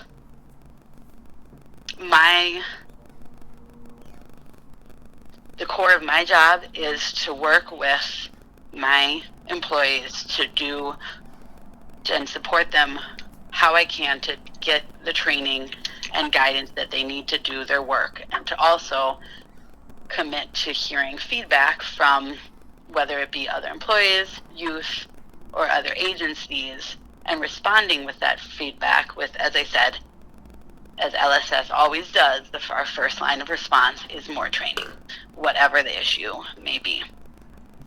And so that opportunity for correcting an issue. So I hear that your concerns are around the mediation. My concerns are around needing you to do more work and training with implicit bias, and the issue that's now is you seeming to refuse to do that. Okay. Yeah. Yes. Okay, makes sense. Well then, if I were to go through this training, based on the series of events and the way that you've responded to them, and certainly some other people involved to an extent, it sounds like then anytime somebody makes a complaint about me, no matter what the circumstances or how well they know me or if they've even met me, that if they make a complaint of any kind, then I'll be required to go through training. So is that how it's going to be in the future? Probably. And I would like you to have the opportunity that I don't often get complaints about folks that I supervise. When I do, as I said, with LSS's standard practice, I always respond with more training on the issue. So yes, that is standard practice. And that would be for going forward. Okay. Sure. So, then besides just this particular situation, then in general, are you then more concerned with requiring the training than with figuring out if the complaints are true? I am more concerned with our youth being served by youth workers who are committed to examining their own selves to be able to produce the most just, helpful, and compassionate youth services possible. So each situation may be different, but I am committed to ensuring that folks who work directly with youth and under the name of LSS are in the best situation to serve, as far as being equipped with trainings and knowledge to serve young people. I think, like I said, if there's an ongoing series of complaints about somebody, I think that raises larger performance issues of what is happening, that there is consistently these concerns about performance and how someone interacts with youth. There is not the ability or the resources to do a full investigation, or even, there's no, you guys don't wear body cameras when you're out doing outreach, thank goodness. But therefore, your work relies, and your reputation relies on the work you do. So, and if issues arise, we're going to work on those and use those as an opportunity for growth. I don't want them to be a argument over, well, I didn't do that. Okay, well, let's say but if you did, let's talk about it. Okay, well, if my reputation is resting on the work I do, why would the complaints matter solely versus things that people who work with me might say? Like Bria, would you ask other people that have worked with me? That is one of the same. I hear what you're saying, but this concern has been brought up by people who work with you or work with youth that you've worked with, and this concern has come to the table. So again, I am not interested in arguing these finer points of whether these accusations are based on truth or based on assumption or what. The point is that it has come to attention.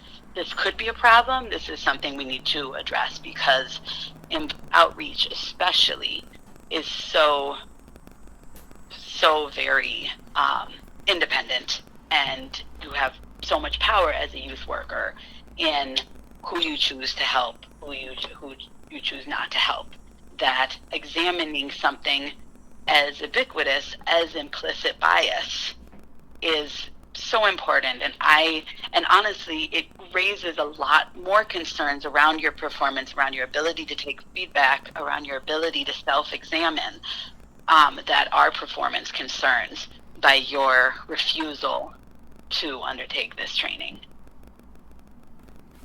And so I think that even if you do agree to undertake this training, those issues may be things that we will be continuing to work on. Okay, yes, that makes sense. And you want me to get back to you by Wednesday, midday? Yeah, by Wednesday, ideally Wednesday earlier in the day, Wednesday by 10:30, would that be? Yes, yeah, I can do that. Yep, that's fine. Okay. All right, sounds good. Well, thank you for hearing that and taking the time to think that over, and we'll be in touch. Yes, I will certainly think about it. Thank you, Kelly. All right, take care. Bye-bye. Bye. So, as you just heard, I was given 2 days to make a decision, and I would be fired if I refused to comply. So this next recording is 2 days later on August 19th, 2020. Kelly calls me, and I give her my final decision, and she fires me. And that's the recording up next.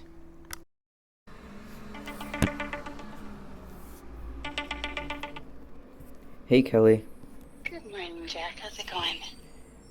Well, all things considered, things are okay. Good. Yeah. Yeah. So, have you given the issue some thought? Come to a decision? Yes. Okay. I do have my decision. It's pretty simple. I just want to say it in a way so that it's clear and it's understood, and that's all I really want at this point. Okay. I stand by my original position, so to the training, it would be a conditional no given the circumstances now. Mm-hmm. If that were to change, if there was any attempt at trying to meet my requests or at least asking other people so they can choose for themselves, or any person coming back with amendments or a different idea, any of that, then there was a good chance this could move forward, and I would be more than happy to do the training. So it's only a conditional no. I understand that you're probably not going to change your position, and I fully accept that. Okay, I understand that. Okay, well then, as of now, you will no longer be an employee with LSS. So I will need you to return your phone, your computer, your key, and your StreetWorks outreach bag by 5 o'clock tomorrow afternoon. And if you have any scheduled shifts, if you could go ahead and cancel those. Yep. Yes. Yeah, as of now, all done. Yeah. Okay. So I think if you have any, of course, remaining youth contact forms or any of that paperwork that you need to turn in, if you could get that to me. And yeah, it has, I'm sorry it ended this way, but it has been good working with you, and I appreciate the time and effort that you have spent thus far in contributing to outreach for you. Yes. Yeah. Thank you, Kelly. So if you could just give me a heads up on when you plan to drop that stuff off.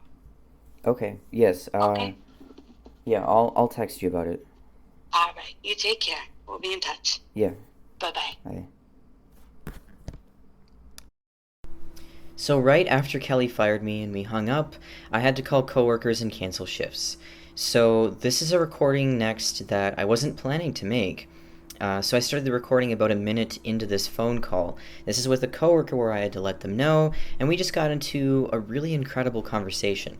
I'm concerned about this recording more than others, so I disguised the voices in hopes to maintain some privacy here.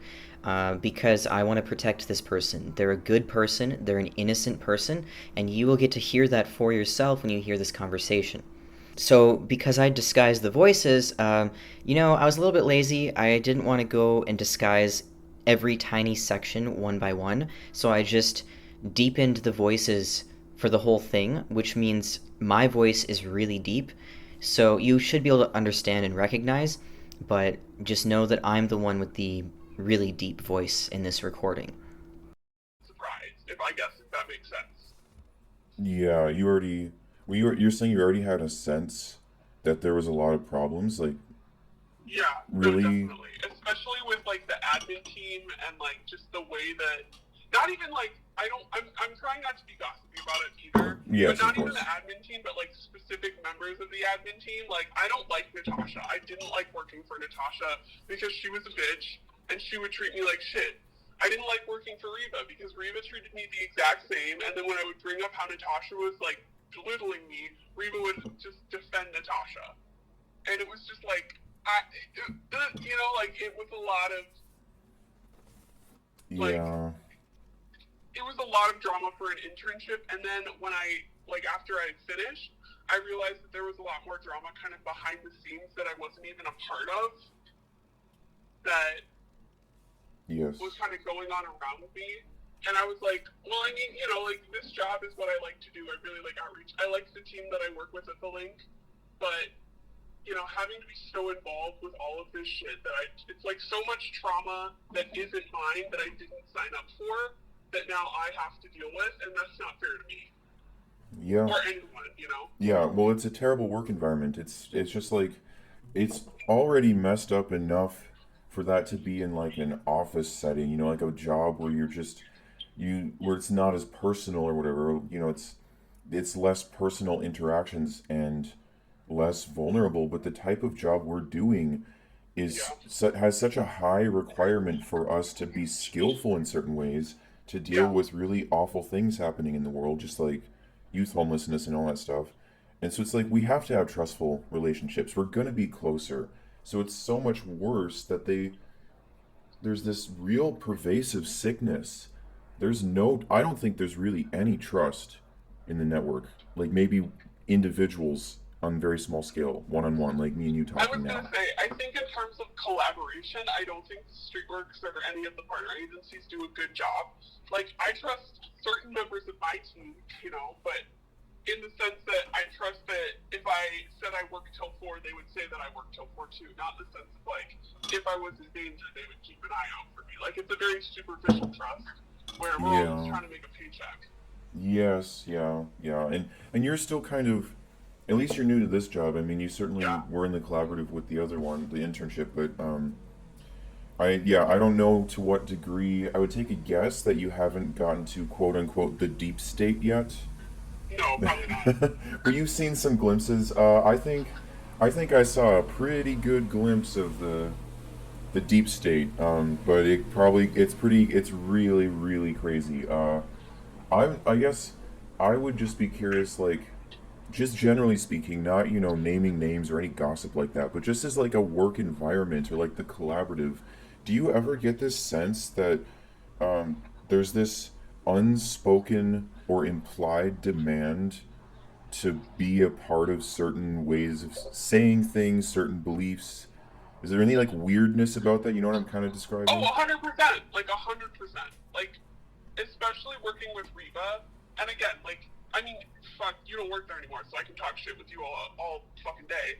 But, like, especially working with Reba, like, if you don't agree exactly with what they say, and if you don't, like, I had pushed back on an idea once, and they just attacked me for it, and attacked me personally for it.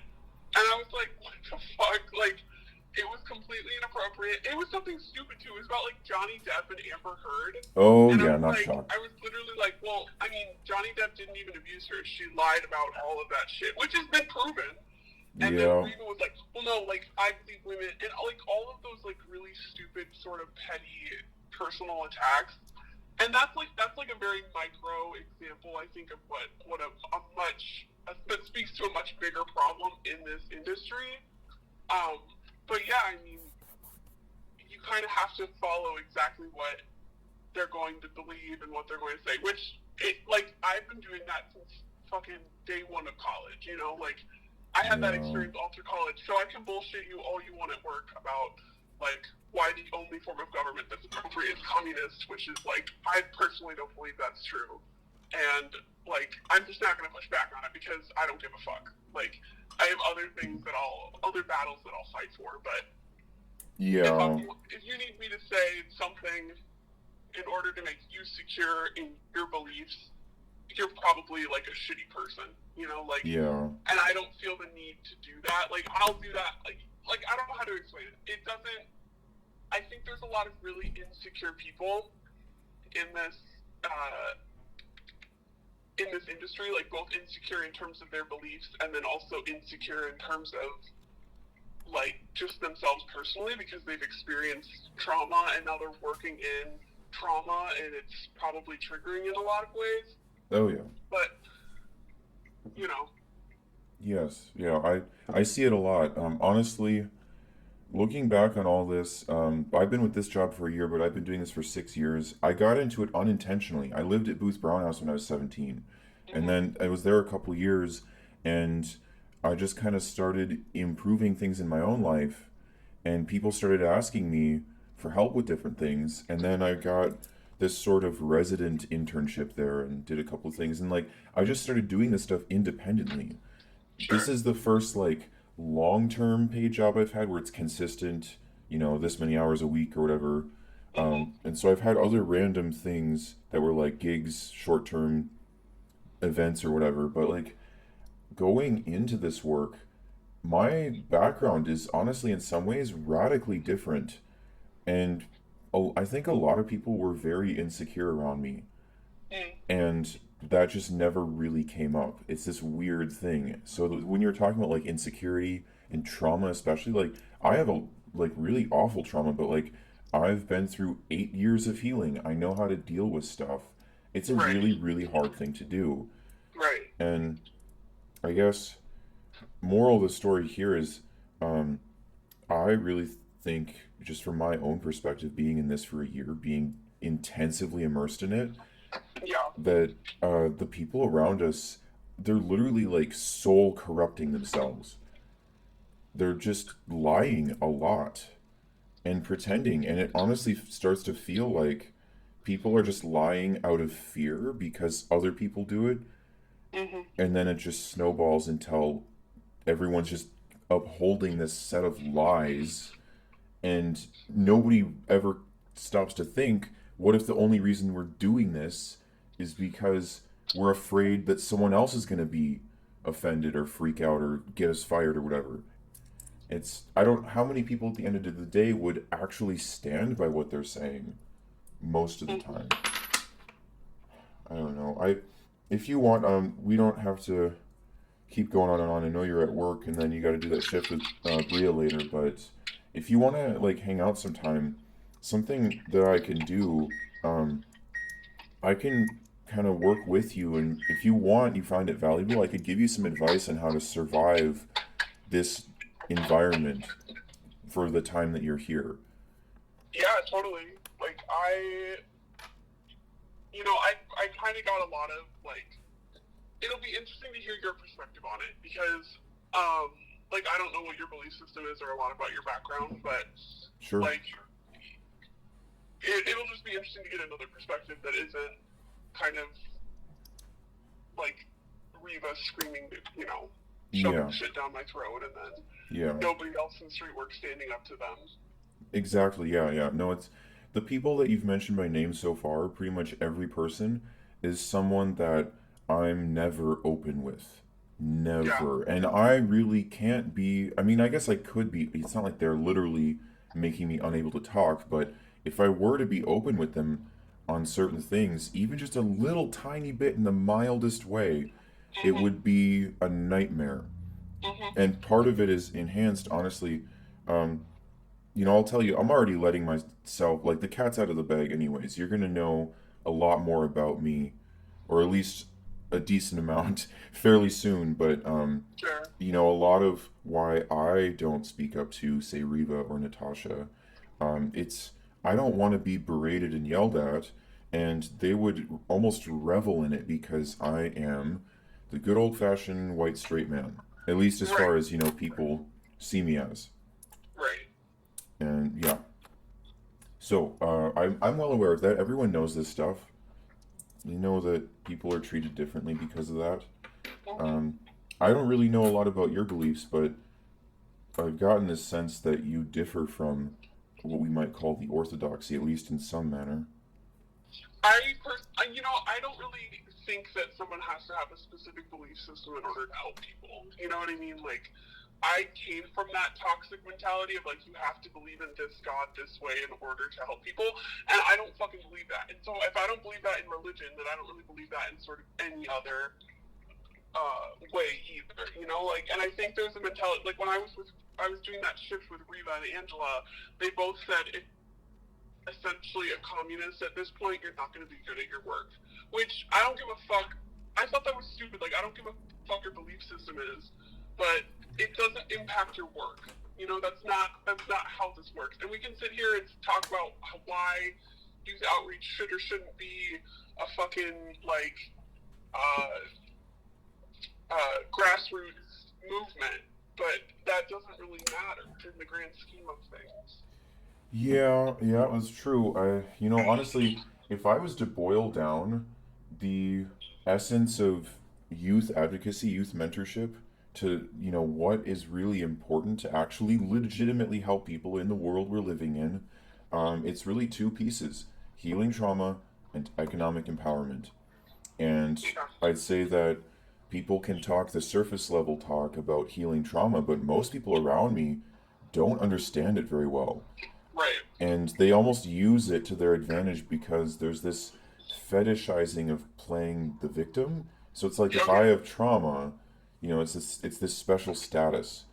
But then with economic empowerment, I'd say almost everything we're doing is almost completely dysfunctional towards economic empowerment. And No, I there's a lot of resistance to that. Like actively, people don't want it. If I say economic empowerment, some people really take it as you must be a capitalist. And honestly, I don't even think that word has very much meaning, and I'm with you. I don't give a fuck about that. Yeah, it's really not, like, that doesn't impact the work, you know, and I don't do this job because I give a fuck about the link or because I give a fuck about StreetWorks. I do this job because I really like working with young people, and I wasn't homeless, but my mom was homeless by the time she was 14, and so I always grew up with that influence, like, and I know how fucking hard it is to have to work for it, and, like, I lived through trauma too, you know, like, every fucking person, it's ignorant to say that we all, like, just a certain type of person is completely fine, you know, and has never experienced anything, because we all live through trauma and we all process it in different ways. And I just don't like the mindset. I just think it's really toxic, which is a bummer because I really like Laura. I really like working with Jim. But I can't, like the way that they continue to excuse bad behavior and then act like it's completely fine is toxic, and it impacts everyone who's a part of the collaborative. Yeah. Which is why you're in this situation in the first place. Yeah, yeah. Well, okay, so when I first, when you first called and I told you, "Hey, I just got fired," what so did you like what was your kind of perception on why? I mean, you can't know specifics, but was it like this, I wonder what Jack did, or was it more of like, I wonder what they did to Jack? You know what I mean, kind of thing? Sure, I'm assuming what happened was that, and this is an assumption, Yeah. you either said something or did something that isn't necessarily against policy, but kind of contradicts what they believe is the correct way to do positive youth development. And then instead of, like, trying to whatever, they just fired you. That's what I'm assuming happened, is that, like, they essentially didn't like the way you behaved, and so they punished you for it, which is fucking stupid. Like, Yeah. Yeah. Yeah, I guess I'm just kind of curious of it's probably not something I can form into a question. You answered probably as much as you could anyways, and it's not really necessarily that important anyways. I mean, um yeah, it's not quite exactly that. It's much more sinister, no. much worse, I would say. And I'm basically using this as an opportunity where my job is sacrificed and all that stuff, but I'm using it as an opportunity essentially to be a whistleblower. Oh, sure. That it's a pretty crazy thing. Yeah. But you're probably not going to be terribly shocked about what's going on necessarily, but it's just kind of this. It's almost like it was only a matter of time before this whole thing fell apart. And the people around you, sometimes some of what you're describing in their behavior is that they're trying to maintain this bubble. They're trying to maintain this everything's fine, nothing is wrong. Oh, 100%. And I'm about to basically ruin that. uh, and I think they were kind of afraid of me. Sure. I mean, it's you. That's the thing is, so here's something that's very general. I think that's really, really valuable in life that a lot of people miss or they don't get it. If people are trying to hold something over you to say you're going to lose all of this unless you comply and you obey and all that stuff, and you comply, then in a way you're cheapening and devaluing your value as a person and your own autonomy. You're saying that their claim that it's worthless is true, and it's not true. And so what I did was I stood my ground, and it made it clear that no matter what they do, they literally cannot control me. And they have every opportunity to do the right thing. And so I said, no, I'm still a valuable person. I'm valuable to this work, and my autonomy is valuable. Sure. And they lost that. We can, Yeah, so that's that. We can maybe hang out sometime and just kind of talk about whatever. Yeah, totally. I want to hear more. I'm sure, like, you're probably not able to speak about it. Or, like, I mean, a lot has happened today. So, I want to hear more about it in the future, but no pressure or anything like that. So, you have my email, send me your number, we'll set something up. And, it's super fucked up that this happened, but I'm glad that, we can still stay in touch. Yeah, definitely. I think that my path is just kind of leading me in a very unusual way, and it would not be the path for me to just grovel. It's not the path for me. So Sure, I, totally. I think I know what I'm doing in a weird way. Kind of. So yes, I'll see you around. Um, just another one last word of caution, just so you're aware of it. Make whatever decision you want here. I'm not going to be offended by it, believe me. But because this situation's about to explode, and really even behind closed doors, this is already kind of happening. People Sure. who are known to be associated with me too closely are getting some heat for this. Okay. And yeah, like Elena, she's getting some messed up things happening. Um, Jesus Christ. yeah, I'm really trying to help support her too, because she's my closest friend, and she's a very blunt person, Yeah. so you know how that can go. But and then Yeah. Bria kind of got some of this thrown at her too, and it was really messed up. Yeah. Jesus Christ. Well, I mean, essentially what they're trying to do is bully everyone into submission, which I'm not, like, that shit's happened to me all the time, and I'm not really one to stand for it, so thank you for the heads up, because, Yeah, yeah. I mean, now you can brace yourself, and yeah. um, yeah. Cool. Well, I actually have been sitting in the parking lot for, like, 10 minutes, so I should probably go Oh yeah. into the office. Yes, yes, yes. Yeah, we talked way longer than intended. I'm trying not to draw it out here. What is this? A Minnesota goodbye? Yeah, right? Jeez. I Yeah. mean, stop by, though, because we'll talk soon. So, Yeah. Yeah. yeah. I'll So just, enjoy your day at work. I mean, as best you can. I'm sure you'll yeah, have a good shift totally. with Bria. Bria's a really good friend of mine. She hates talking about any of this stuff. Like, Okay. she avoids it like a cat with water. So, I Sure. mean, if you notice that, and yeah, that's just how she is. But she's a Okay. good friend of mine. So I'm sure you guys will have a good shift. She's really good at being able to manage this kind of stuff in her own way. And whatever happens, happens, and I'll see you soon. All right, sounds good. Well, I'm sorry, Jack, and I mean, keep up the good work, I guess. I'm still doing it. Appreciate Cool. you. Well, I'll talk to you soon. Yeah, okay, bye. Bye. Alright, so it was August 19th, 2020. I was just fired. We just heard a couple of phone calls from that day, and after this, I started preparing my final letter, and I released the letter and the video on August 25th, 2020. So almost nobody responded to my letter or to the video. One of the only significant responses I got is a response that I'm going to read to you now. I think this will give you a window into how profoundly entrenched people are to this ideology of social justice, how religiously attached they are, and how incredibly dark and toxic this is. But, I'll let you decide for yourself. I'll just read it to you. This person decided to respond publicly to all of the email addresses where I sent this email. So this is their response to my letter. This is Rocky Samoas, who is the Assistant Director of Community-Based Programs for Avenues for Youth. And what's interesting about her response here is that she's been in this network for decades. She didn't know me at all before this. I'd heard of her, and my understanding is she's been doing this work for a very long time in this network in the Twin Cities. So make of that what you will. Here is a reading of her response.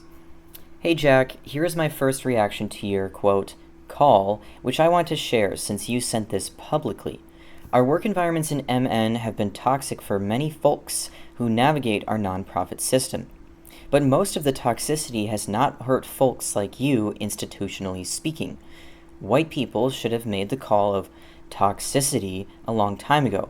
Toxicity is supported by normalized whiteness, but it has largely went ignored because it did not hurt people like you or me. I wish one of your ending sentences had been directed at that painful history. Quote, so she's quoting my letter, I call each of you to be courageous enough to look at a scary and painful reality, to look at this sickness and be able to see it honestly without blindness or denial. And then she says, I will read your letter again, but wow, it does not sit well at first sight. Please reach out to me separately if you want to talk more. In community, Rocky. And then she has a quote at the bottom of her signature here. The only way to survive is to take care of one another. Grace Lee Boggs. I think this is like a famous social justice feminist or something like that. Alright, that brings us to the end here. It's been over a year since I was fired, and I'm going hardcore and dedicating everything in myself to launch this work independently. So I'm going to be exposing the abuse and corruption in these nonprofit service organizations that are supposed to be the leaders in empowerment, but where, as it turns out, an entire culture of victimhood and dependence has taken over the industry, and it is rotting out the foundation of the empowerment industry and culture as we speak. And it's not just social justice. I encourage you to stay updated on my work. I'll link to some videos that are also relevant here, and there's a lot to be done. So not only am I going to expose the ugly truth and the underside and the darkness here, I'm also doing work to exemplify the tools, strategies, philosophy, and deeply profound values that guide me forward, that I believe will allow any of us to create programs and groups and communities that are profoundly empowered and healing our trauma and healing this dysfunction head on, so that we can have symbiotic, supportive, trustful, and respectful relationships. So if this is something you think is powerful and important, I encourage you to keep updated with my work and support it however you feel is best. Thank you very much for listening, and I believe in you, and I'm really excited to see what wonderful things you have to offer this world. Get out there and be an example for empowerment.